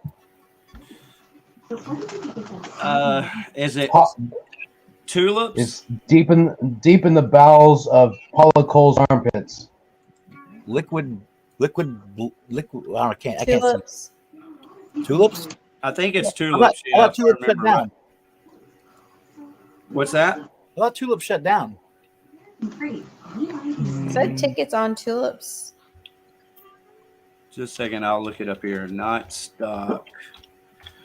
Just because it's this weekend, I know everybody's going to want to go, and I don't want people to miss it. Let's see, where is it? It didn't come right up, so. Everybody can go to Facebook or Google and Google it and get your info there. I apologize. Again, another reason for us to be branching out and not rushing through the concert calendar. So, you can go see if any of y'all care about birthdays, January 28th is my birthday. So if you all want to give me any presents, pay money to keep this show going. That's all I care about, really. Well, with that, let's go ahead and put the info up at the bottom. Cash App, Outlaw Warden, Venmo, and Zelle, OutlawVideoTV at Gmail. The evidence or the proof is in the pudding. When I'm not working and I have time, this is what I do. I've been learning. I've been reteaching myself graphics and video design, and you've seen some of the videos that I've done tonight. I still have one more to share. I've been waiting for a super chat. If someone will give me a super chat, I made a video to share when we get a super chat. Over in the chats, we got Matthew Cuz. Anybody know Matthew Cuz? He says, "Happy birthday to you, David Jarvis." Oh, thank you very much. I appreciate it. But honestly, all the heap of the praise needs to go to Ricky, because Ricky is steering the ship. Okay, you can say that I'm the host all you want. The truth is that the captain of this ship is Ricky, and Ricky deserves all the praise. I'm just along for the ride, and I'm happy to be a part of it with my friends Ariel and Ricky and Mikey and all y'all. Man, this is a wonderful year and a half so far for me, and all the honor and the praise needs to go to Ricky. I'm sorry. Good. Who's the blue? Who's the blue? All right, so that's about the funniest, most peculiar thing I've ever done is clap for myself there. Hey, look here. Somebody wants to see a motherfucking video. Thank you, Johnny Yarborough, for that $20 super chat. Let me hop right Oh, you're the best, Johnny. I'm going to go ahead and remove this from the screen temporarily. I'll put it back up because we need to get that super chat train rolling. But check this out. Thank you, super chat. Thank you for that super chat. What do you think, Johnny? You like it? Thank you, super chat. Thank you for that super chat. I love it. I love it. I love it. I love it. And then I actually left that stuff on the bottom there like that so that I could keep the chat up, and it would. Thank you, super chat. Thank you for that super chat. designed it with that information like that above Thank it. you, super chat. Thank you for that super chat. Perfect. Thank you for the super chat and the opportunity to play my other new video multiple times. Does it automatically pop up when someone does that? No, I have to do it. I'm over here Oh, it'd be badass. engineering away, man. All the time. People start giving us money. It's like interrupting. It's like I love being interrupted. Well, you could, like, that's the whole nature of Twitch. If you've ever been over on Twitch, I have not. yeah, you can set it up OBS, and that's where this is headed. I'm not going to get there today, but sometime soon I'll become proficient in OBS, where I'm running a whole fucking studio, and I'll have a lot of things pre-set up like that to where they will happen automatically. Oh, yeah. All right, so I was just getting around to telling everybody to go out and see our favorite light man at Trees this weekend. It's gonna be a heavy weekend. Metal Mike Ames right there. Buy him or take him out back. Take me out back. Smoke a blunt with me. There you go. Got me some X. So if you ever wondered who is providing that amazing light show, individualized for each band, it's Metal Mike right here on the panel. So go Stroby see him. Lick his eyebrows. Stroby One Kenobi over here. Little caterpillars. So we know it's Go Ahead and Die on January the 25th, but I'm going to have to make another video and song for this Let's Name the Death Metal Band, because I can't read that. I want to say it looks like Acid, but not. That sounds good. Go see Acid But Not with Go Ahead and Die. And Second Shooter. That's the other name of the band. Second Shooter. That looks like the sound that I make when I'm coming. That sounds painful. That sounds It is. Or Second Shooter. We do a Second Shooter. You, Oh, Second you Shooter. you don't know how dirty I am. Don't die. Oh, we have an idea. All right, so Crypta is what that one says. All ladies, I don't know where they're from. I just found this on the Trees Facebook page. They had recently posted. So I brought it over here to share with y'all. Some babes playing metal at Trees, February the 16th. Shades of sorrow. With They shades look pretty brutal. of sorrow. They look pretty brutal. Yeah, some brutal Take no bitches. shit. That's what I'm talking about right there. Here's some more brutal bitches. We'll be able to show this picture for another couple of months. And then Oceans of slumber. January 26th, so that's this weekend. That there's your heavy weekend right there and right there. Did we ever figure out what special guest is it? Oh, what did we say the name was? What? Oh, Henyana? Oh, Yeah, is that it? Oh, Henia? I'll ask him. Yeah, I'd like to say the name correctly at some How point. do you say your on the name? show. By the way, it's on a podcast. How the fuck do you say your name? I need to tell them. Now that we can't Tulip's access really this- good. I actually reached out to them. I was like, I would like to open for your band, and nobody got back to me. Aw.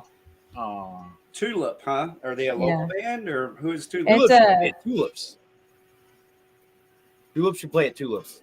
Yeah. What do they say that they closed? I thought they closed. I could have sworn I saw a Facebook post about it. Wait, are you sure that's tulip or julep? Like, are they a minty alcoholic beverage? They're not a mint julep. No, I think it's Crazy pants. I think because of the L's so pronounced, the J would have been more pronounced too.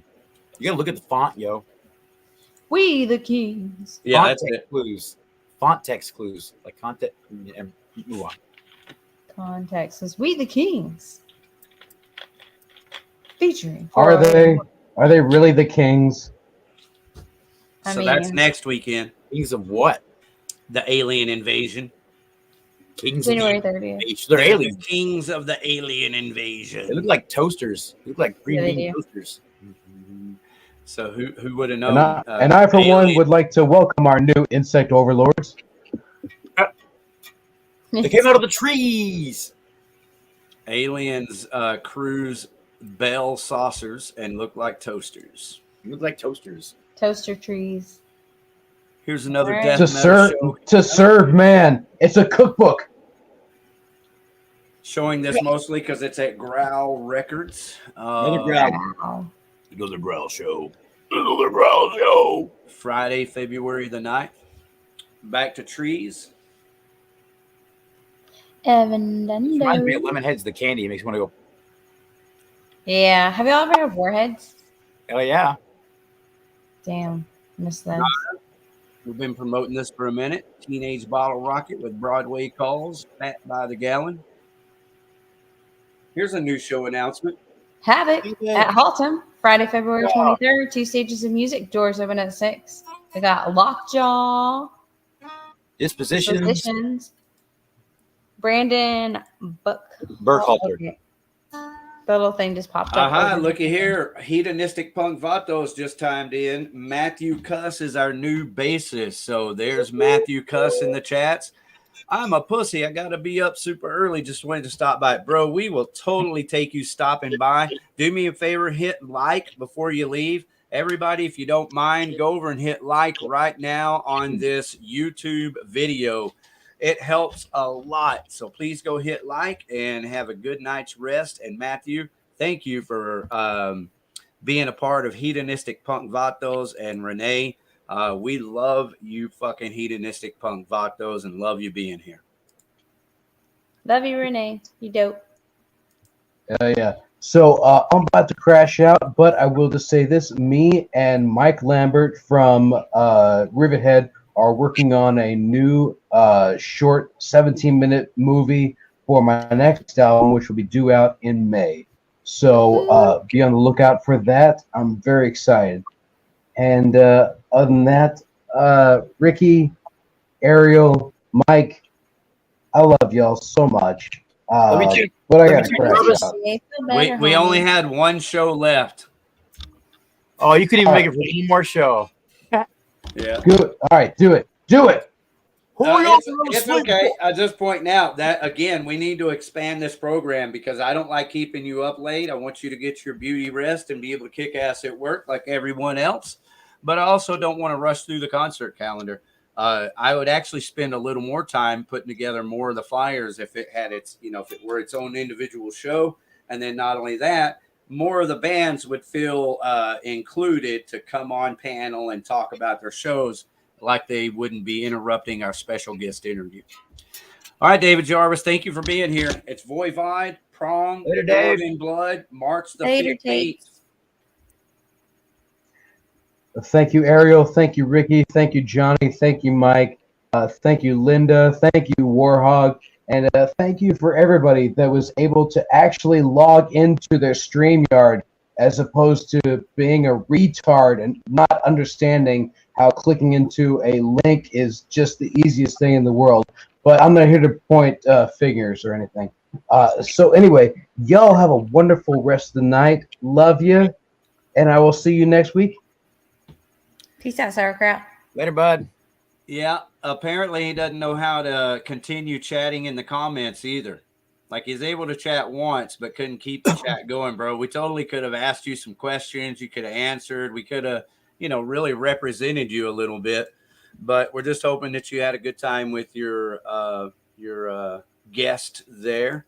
I keep forgetting there's a chat going on. Every time I full screen the thing, the chat goes away. Well, we'll just say Chuk is probably having a too good of a time this evening to hang out and blow your brains out. Okay, I have one more thing to talk about before we end this show, everybody. This is a compilation record that came out 35 years ago, featuring Texas metal bands. You can go pick up this CD now. Just go search for it on Google, the Texas Metal Archives, featuring this band here, WARHOG. That is Rick Perry right there of the band Iron Jaw. The other picture you can't really see too well right there, that's Eric Roy. So that's Eric Roy who passed away. That's Rick Perry, my brother there, and then Les Choate right there. If anybody remembers Les Choate. Baron Steele on the other side. This is Forced Entry right there. Shout out to all of those guys. Brian Christian's in that band. David Peacock is in that band. Brian Zarek, if anybody's out at Fat Daddy's in Mansfield, your sound man that everybody knows and loves, is in that band right there, Forced Entry, and on that record. And who else? Rotting Corpse. Speaking of Pantera, one of our close Pantera people. Certainly one of Dime's closest friends is Walter Thrashler, and that's his band there, Rotting Corpse. I think, was John Perez in Rotting Corpse also? And then finally, here's this band. We were talking about bands from overseas earlier. I forget where this band's from, Sweden, Norway. But this song, the shot heard around the world, was so fucking good, man. I've got thousands of comments on my videos on Outlaw Video TV, right? I've never had time to respond to those people. Like, just thousands of comments. I've been doing this for 15 years. I spend a lot of time over on Johnny TV and a lot of different places. You know, I enjoy my time with Johnny, but I'm a lot of different places trying to, you know, build up, blow your brains out. And it just keeps hitting me like a ton of bricks. Look, you got people right here on your YouTube channel already who have reached out to me. I just need to reach back out to them. So I literally spent a couple hours going through those comments, and that's how I found this guy right here. He had left a comment 12 years ago. So I hit him up today going, dude, I can't fucking believe it. I love this song. And so the guy on the right is the guy in Connecticut, Joe Town. The name of his band is Joe Town. I know it sounds kind of funny, right? But if you're into aggressive hard rock / metal, Joe Town, that fucking singer is badass. He sings and plays guitar. And so I wanted to share that with everyone. Hell yeah. All right. Hey, Mike, thank you very much for hopping on with us tonight. We really needed your help tonight, and you came through. No worries. No worries. Thank you for having me. I appreciate it. Every time I come on here, it's always try to be fun, you know? Yeah, goddamn right. And Johnny, Ariel, I like the masks. Ariel, thank you for being here. The masks. Y'all are so awesome. I will catch up. Thank you, Mike. Thank you. I hope No you worries, like Johnny. Hey, I'll give you about I love them. They were so great. Get with me. Get with me, Mike, okay? I will. Ariel, you too, Ariel. Oh, yes. I have your email. Fear not. Fear not. Okay. Weekly concert calendar. The I love it. synopsis of the weekly concert calendar. Everybody, the next time I'll be online here will be with Johnny TV on Sunday. I invite you back here Monday on Outlaw Video. Let's make a song together tonight. Let's make a song together all night. Let's make a song together, alright. Let's make a song. Let's make a song. Let's make a song together, alright.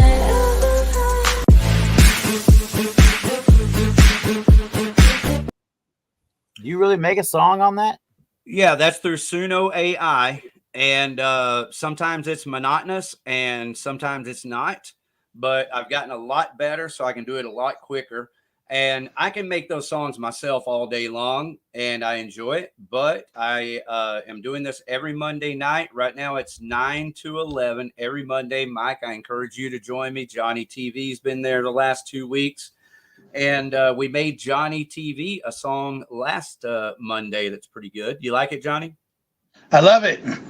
Did you have a good time making it together? Yes, we sure did. Yeah. So you should let Mike hear it. Let's hear it. Well, I had to go to my YouTube channel and find it. So I'll tell you what, I'll go find it. Send me the link. Send me the link. I'll listen to it on my stereo. It's just on my YouTube channel. If you go to Outlaw Video TV on YouTube.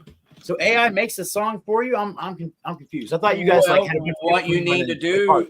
What you need to do if you're available, you know, I feel like I already take up enough of your time, but if you're available next Monday, why don't you hop on? I'll be live on Outlaw Video TV, not on Blow Your Brains Out on Facebook and all of that. And you can see for yourself because it's a lot easier just to see it than it is to explain it. Okay. Now, I'll try to put it in a quick synopsis, and that is that, you know, I can pick the music style. We can put in the lyrics and all of that, but ultimately it's AI, so it kind of chooses the music style. Right. And I listen to multiple versions of the song and pick the one that I like the best and then build the song from there. Okay, cool. Yeah, so the thing that takes the longest is coming up with the lyrics and then choosing the song that you want to work with, because it makes the chorus and verse just like one chorus and one verse. And then you select from that and then build the rest of the song. Another chorus, verse, a bridge, chorus, verse, ending, however you want to do it. So it takes away the old school and puts it all in the computer and the AI does it. I feel like you shouldn't be advertising that. No, here's the thing is I am that way. Love me or hate me. I'm not going to fucking sit here and tell people that I hate this because I don't hate it. I actually enjoy doing it. But I'm also not going to fucking try to fool anyone and be like, hey, look at the music I made. Right. You know, I didn't make it. But, you know, hey, check this shit out, dude. I mean, I think this sounds pretty fucking good. Where are we at? Thank you, Super Chat. Thank you for that, Super Chat. Weekly concert calendar. Weekly concert calendar. Weekly concert calendar. Arlington, Dallas, Fort Worth, surrounding areas. Get your asses out and have fucking fun. Have some fucking fun. That's great. Yeah, that's AI, man. And surrounding areas. Yeah. That's the funny thing about that, bro, is that that's the first song that it spit out. I put the lyrics in, chose the music style, it spit that out. I was like, perfect.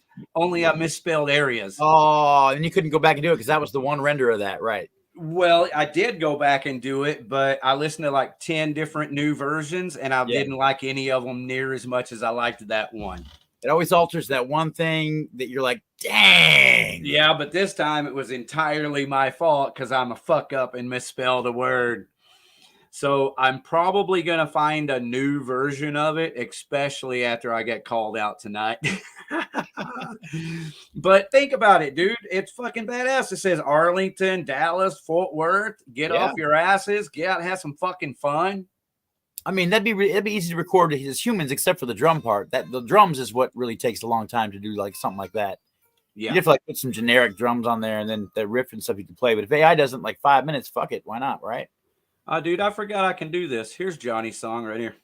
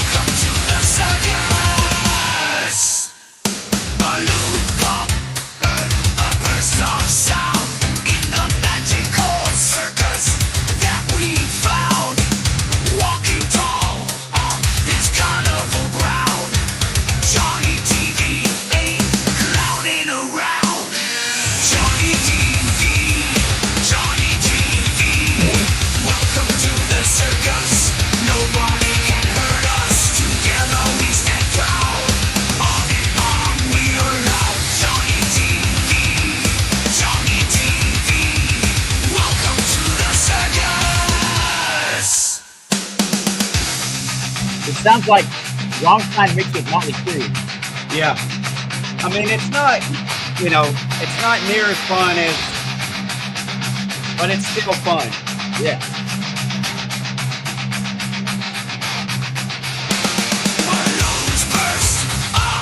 Burst of cheer in the realm where dreams are near.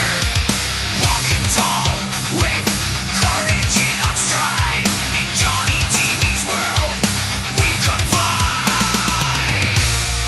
Johnny TV, welcome to the circus.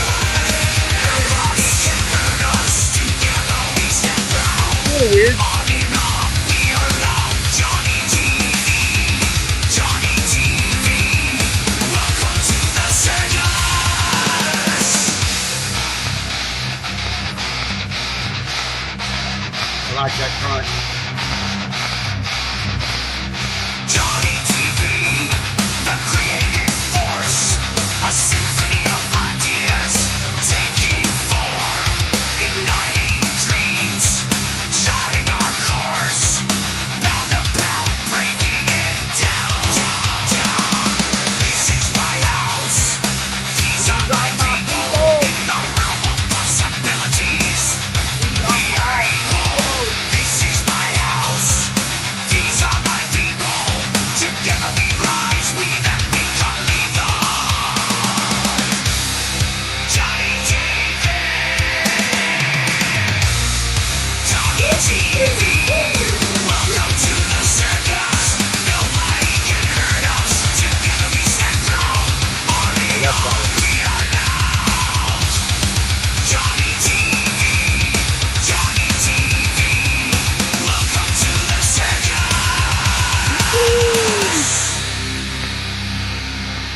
It's got a long sustain here, and then it kicks back in. I'm gonna listen because I love the way it kicks back in here. See where it says outro? Yeah. That's how you trick it into making an ending.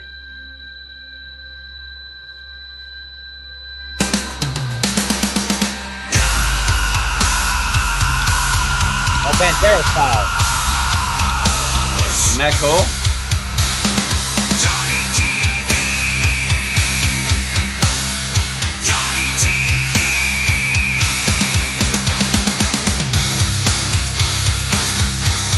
Crunch, crunch, crunch, crunch, crunch, crunch, crunch. Welcome to the circus.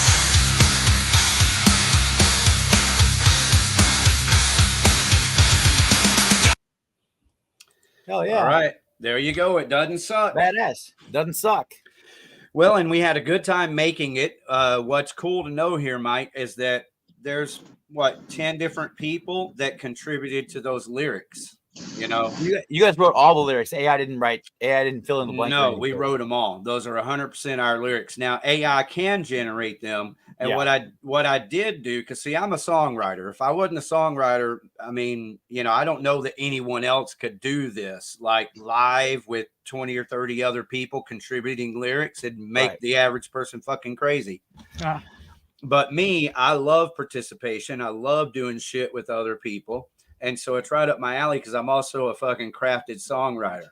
Yeah. And so one of the things I did was I took people's suggestions and ideas and I ran them through Chat GPT also before go. we did this, not to change the lyrics, but to come up with other ideas, more lyrics and things like that. So I did An come up outline, with yeah. I did come up with a couple of lyrics through Chat GPT.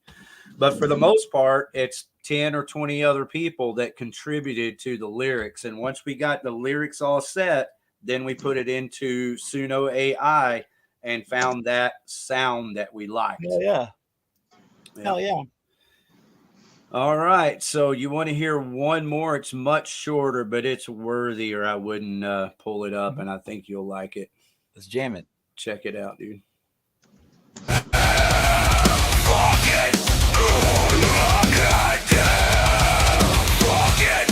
It's like Lamb of God.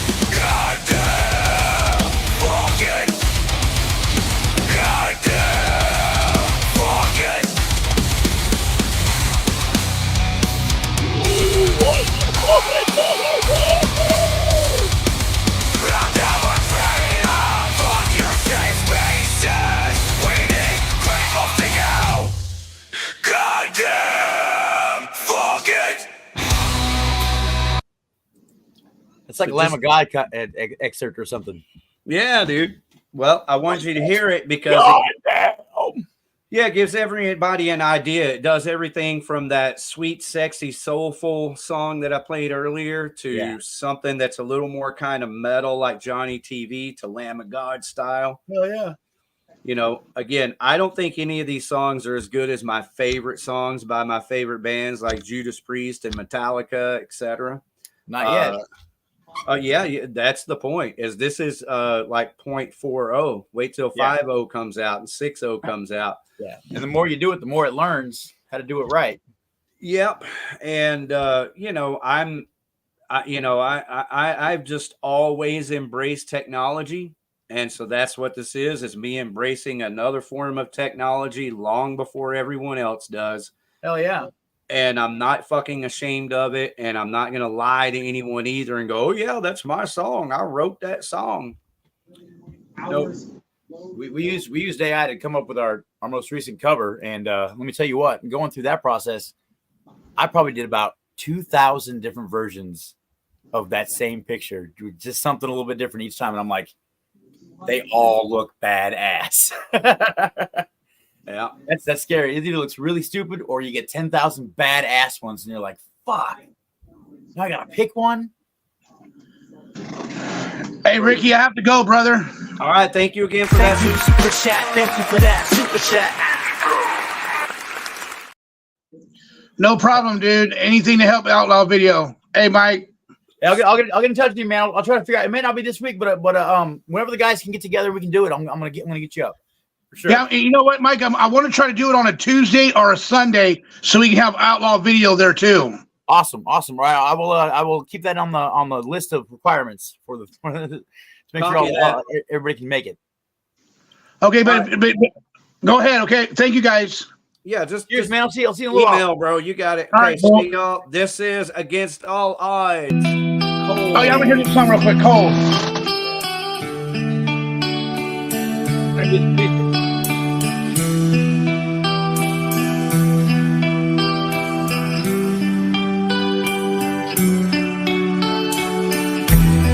Drifting to sleep and just fade away. No one will know where you will go. Your safest space, 'cause hiding behind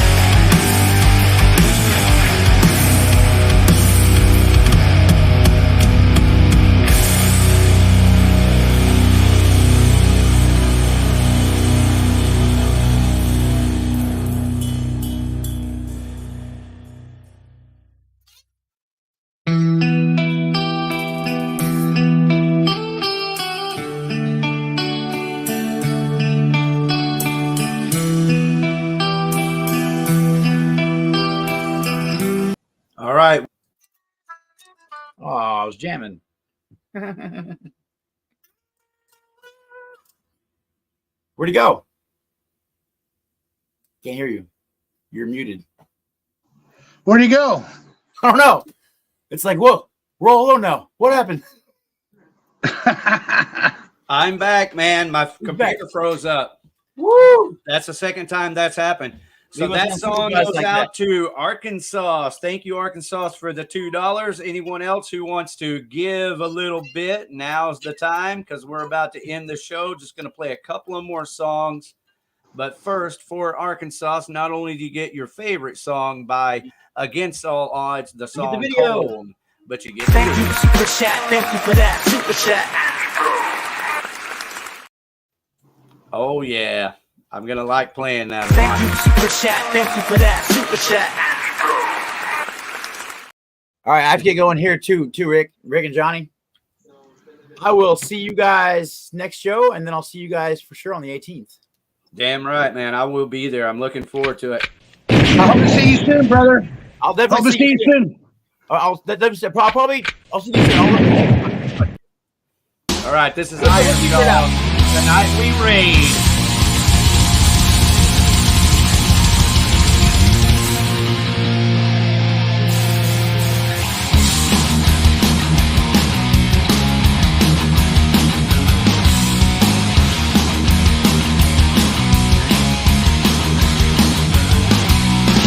We're coming to invade your city, to burst the land and cast you out.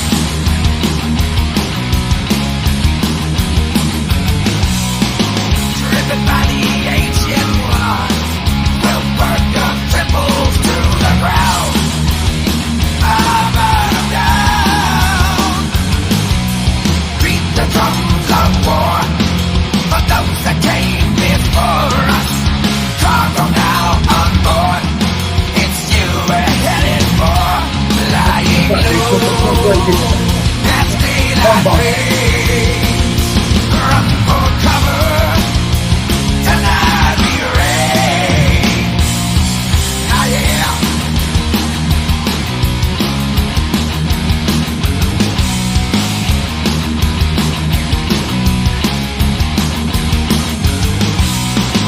Not simple battle legions, black leather angels travel far, far and wide. Light strikes upon the anvil, 5 points upon the sacred star. Now the burning star. Beat the drums of war for those that came before us. Cargo now on board. It's you we're headed for. Flying low. That's daylight fades. Run for cover. Tonight we raid.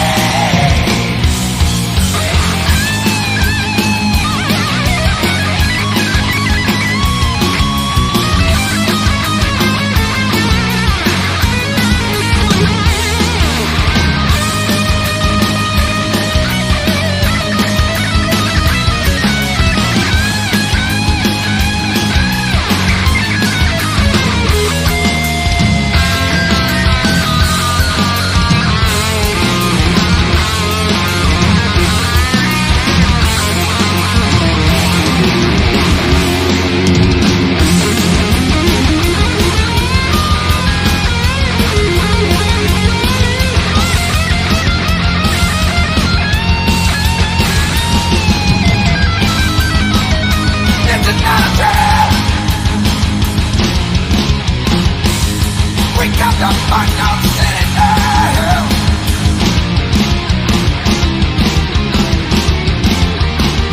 Tonight we raid.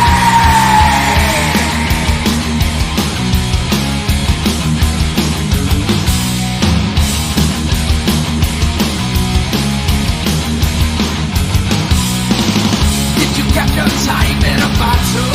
Do you recall the sound of a distant hand?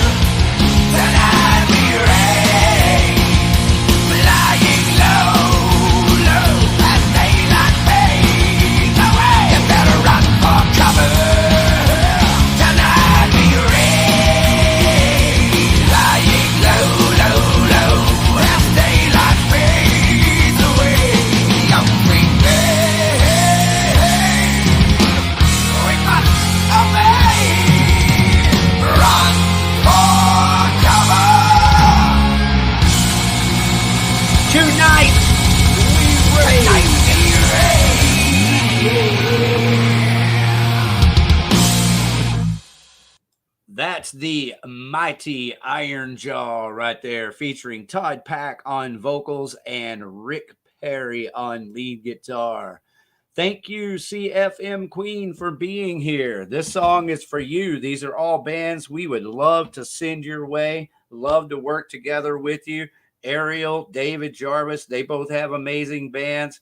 We would all like to come over and collaborate together with CFM Rocks out of Canada. This is for you. The band is called Here For Now. That HFN on the flyer there. They are our openers. They are a young up-and-coming band with a amazingly talented, they're all amazingly talented, but bass player, singer, front woman, front lady. Check it out.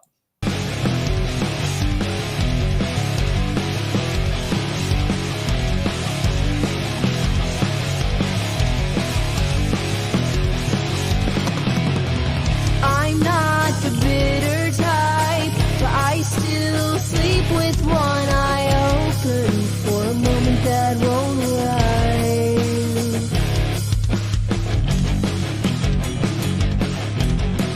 I'm not the angry type, even when I know my heart is broken, and I wish that you would die.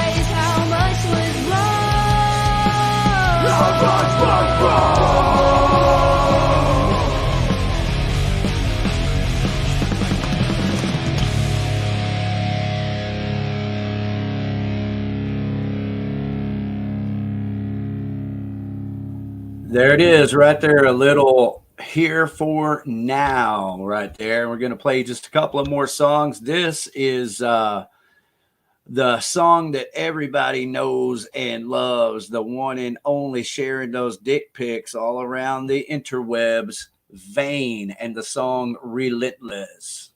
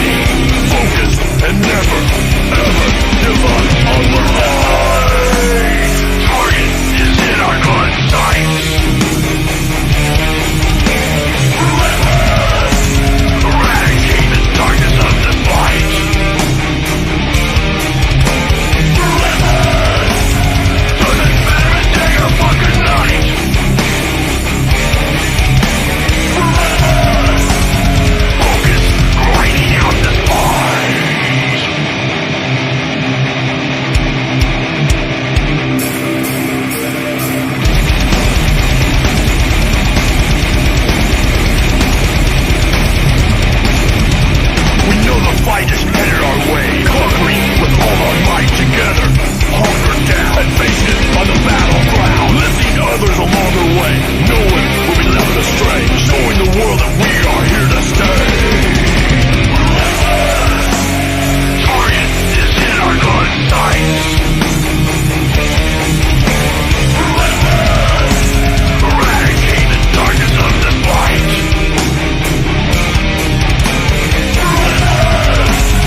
Doesn't matter day or fucking night.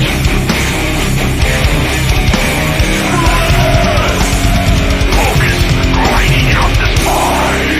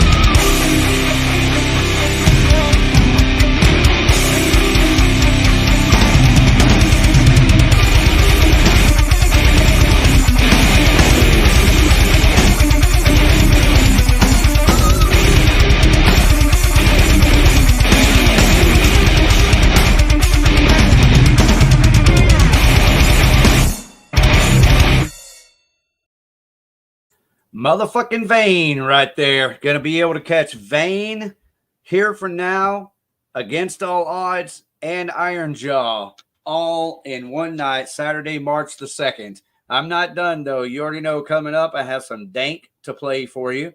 And then I also have some X610 Chill, which is David Jarvis's other musical project.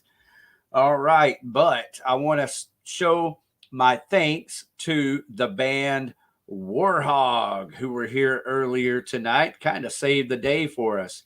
Thank you, Scott. Thank you to all the members of WARHOG. Y'all go check them out this weekend, Saturday night at Trees. And here's their song, Call of the Voyager.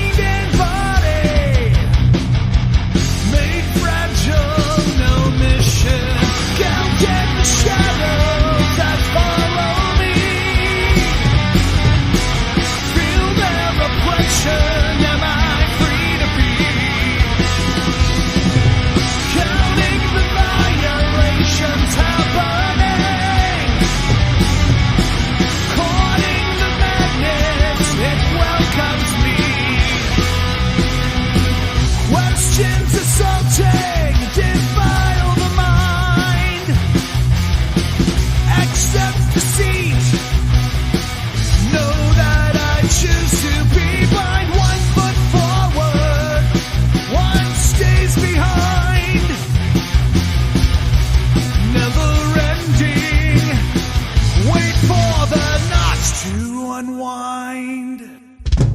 Another chapter, who writes the book?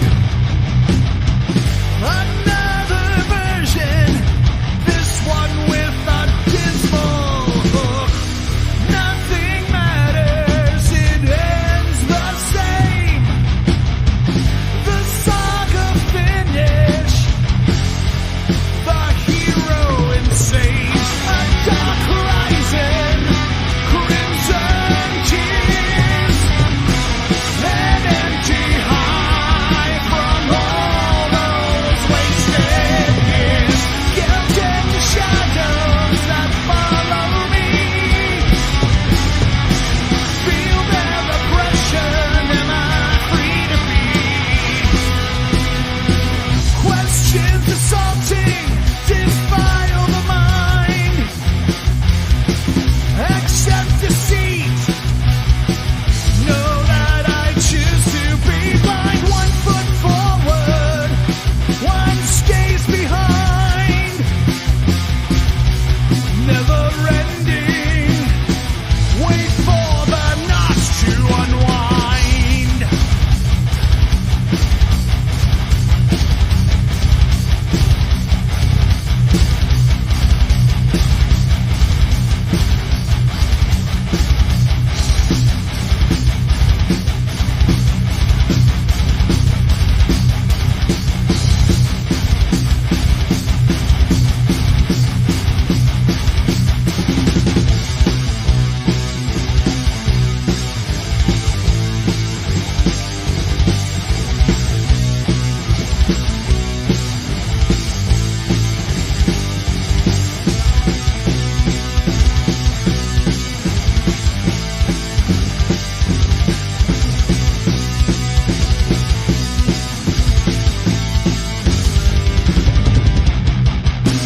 Just another tale.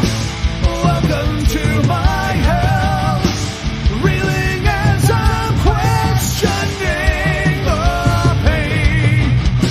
Just another lie. Welcome to my life. Wondering if I go, what remains?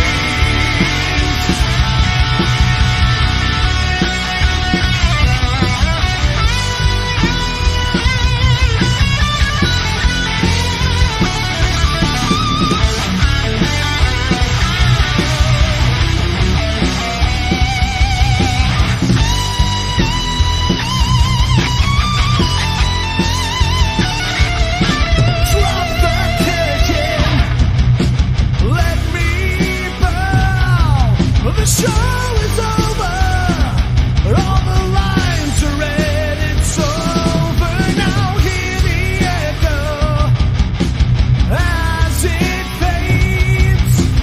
See my body in the earth where it lays.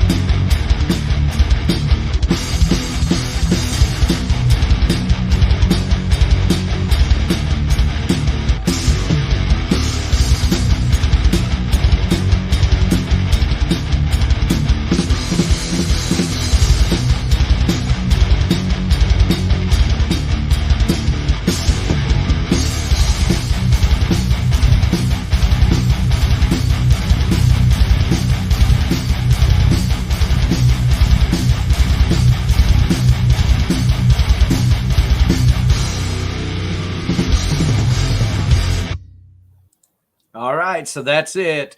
WARHOG, the call of the Voyager. Fuck, I like that shit too. Thank you, Renee, for being here. we do have some hedonistic punk vatos coming up. But first, I want to thank everyone. Thank you, Mike Insuiste from Jam Magazine for being here. Thank you, Linda Chadwick, so much for being here tonight. And the one who was not physically but has been here in spirit, Chuk Cooley. This is his song Now. I'm going to show you his reverb page. I'll show him some love. We'll catch you next time. The song called Moving Mountain.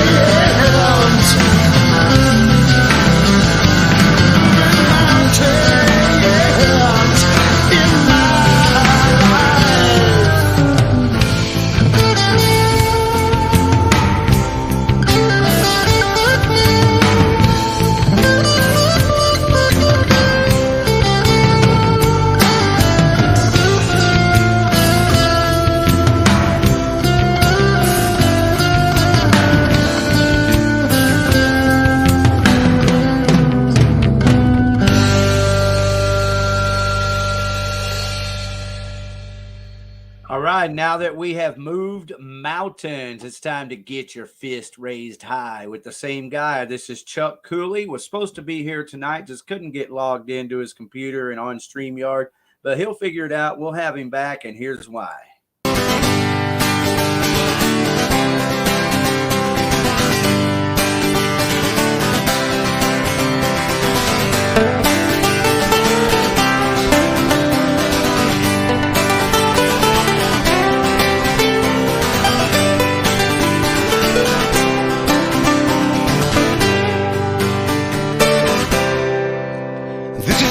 Who climb mountains, who stood at the top, nobody's counting. This is for those learn how to swim when they were drowning, thinking it was the end. We found each other in the darkness, frowning, had some beers and toke, found ourselves shouting, get your fist raised high, get your fist raised high, get your fist raised high. Scream, hell yeah, you're alive. Hell yeah, scream, hell yeah, you're alive. Hell yeah. When you thought there was no hope, when you believed God was just a joke, living this life you barely survived, when the devil convicts you to commit suicide. Get your fist raised high, get your fist raised high, get your fist raised high. Scream, hell yeah, you're alive. Hell yeah, scream, hell yeah, you're alive. Hell yeah, go.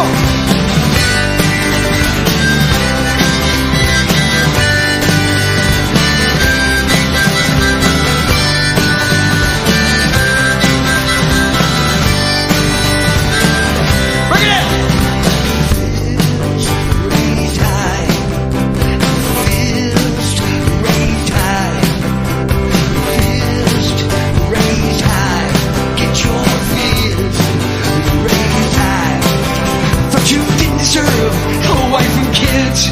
Just knew you couldn't learn all the things they did. Wasn't a family man or some preacher's kid, just some dude that hated rap music and politics. But at the end of the day, you just knew you had a gift, and that was knowing when to say fuck you. Get your fist raised high, get your fist raised high, get your fist raised high. Scream, hell yeah, you're alive. Hell yeah, scream, hell yeah, you're alive. Hell yeah, scream, hell yeah, you're alive. Hell yeah, I'm so alive. Hell yeah, I'm so alive. Hell yeah, I'm so alive. Hell yeah, we're so alive. We're all alive. Don't live your life alive, being on a sinner, being on a sinner, a good time believer, be a good time believer, we're the good time believers, good time believers, we're the good time believers, good time believers.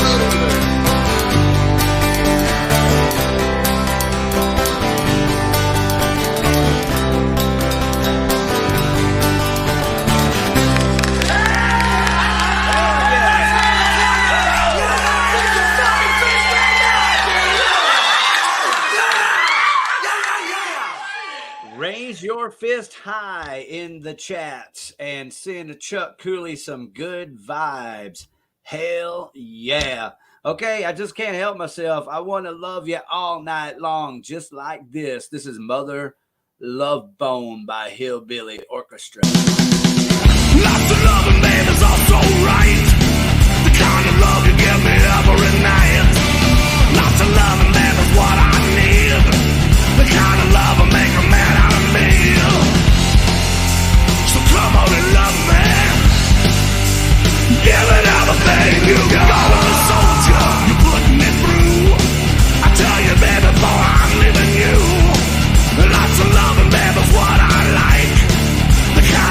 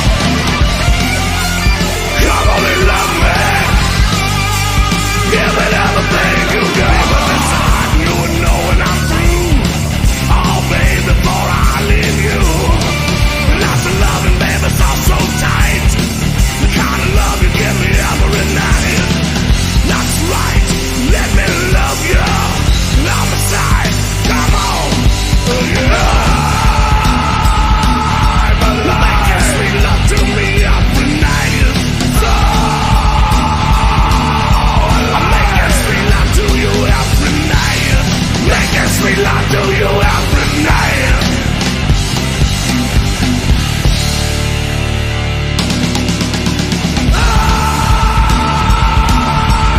Making sweet love to you every night. So making sweet love to me every night. Making sweet love to me every night. Making sweet love to me every night.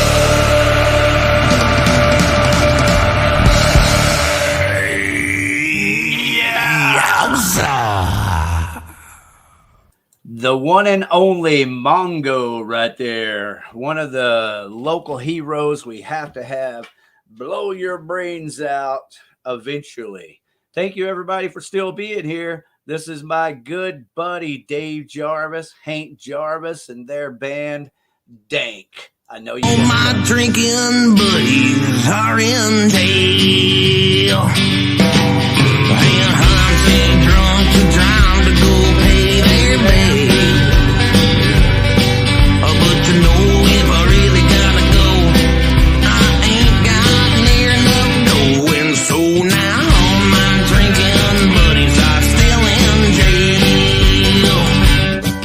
Well, I was going good, drinking at the bar when my buddy ran into the back of a cop car. I thought it kind of funny, man, I thought it was a joke, but he never came back. Here comes the tab and I'm broken up. All my drinking buddies are in jail. And I'm too drunk to drive to go pay their bail. But you know if I really gotta go, I ain't got near enough dough. And so now all my drinking buddies are still in jail. Well, Ryan was having troubles with his chick. She turned around and kicked him in the then cops came to see. After a while he told them he would beat their asses in the frozen pizza aisle. Now all my drinking buddies are in jail.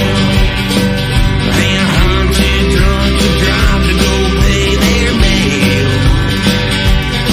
But you know if I really gotta go, I ain't got near enough dough. And so now all my drinking buddies are still in jail.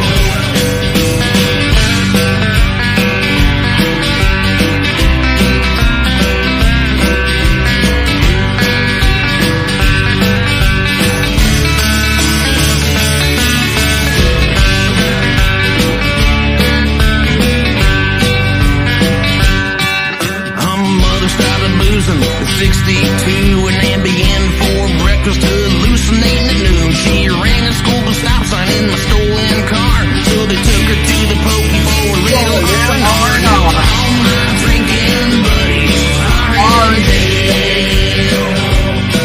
And I'm too drunk to drive to go pay their bail.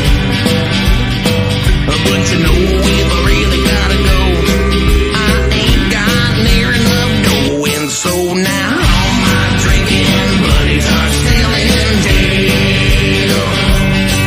Yeah, all my drinking buddies are rotting in jail.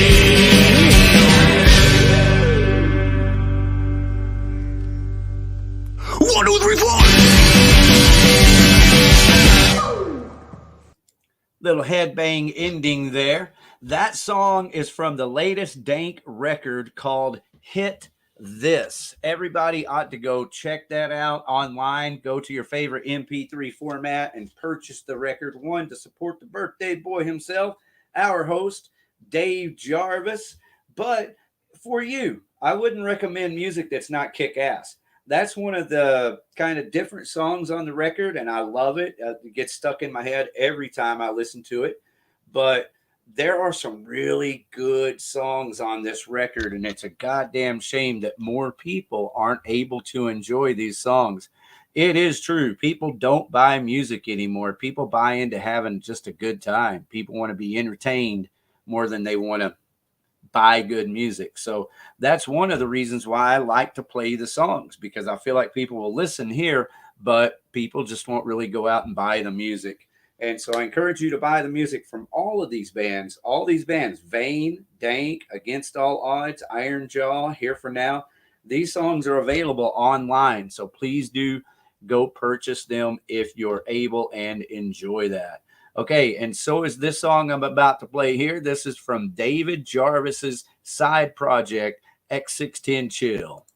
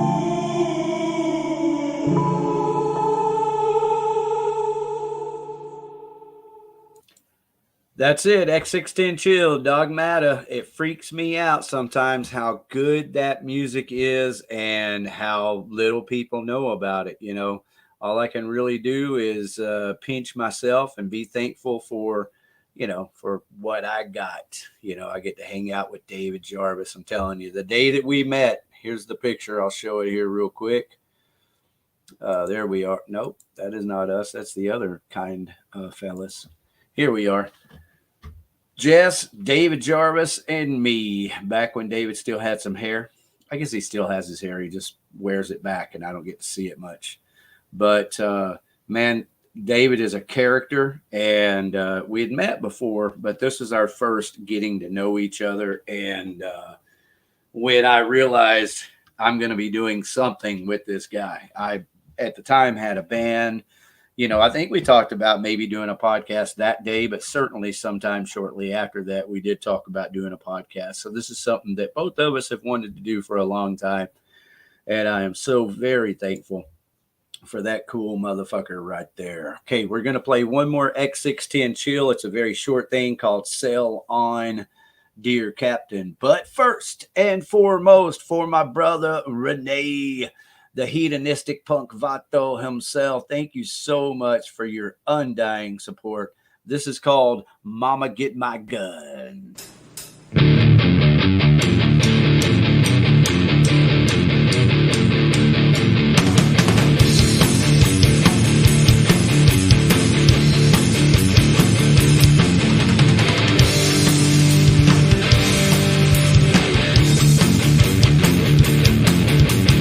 With my girl the other day, I almost got run off the road.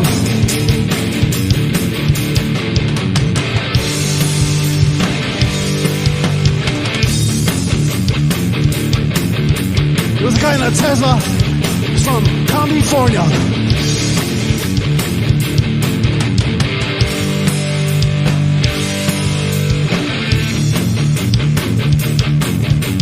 I'm not a violent guy. This is my story.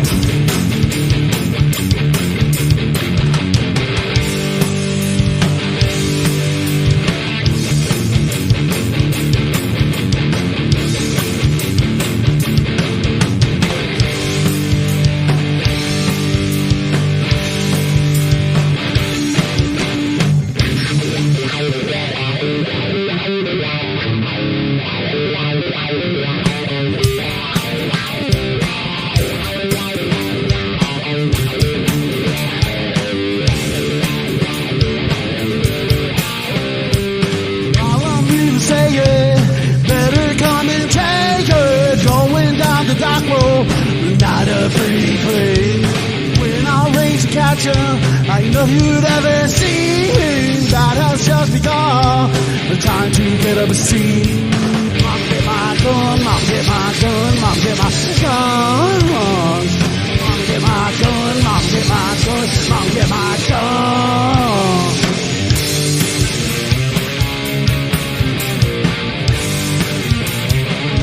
Get back.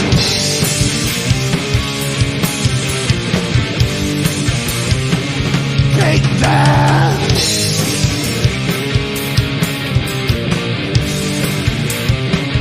Get back!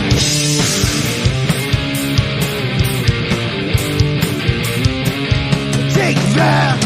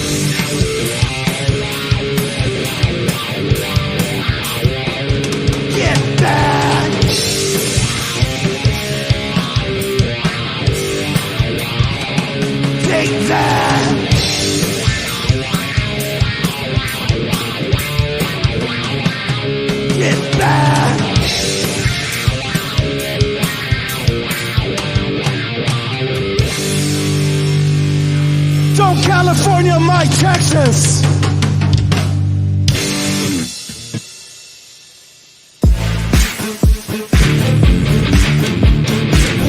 Let's make a song together tonight. Let's make a song together all night. Let's make a song together, alright. Let's make a song. Let's make a song. Let's make a song together, alright.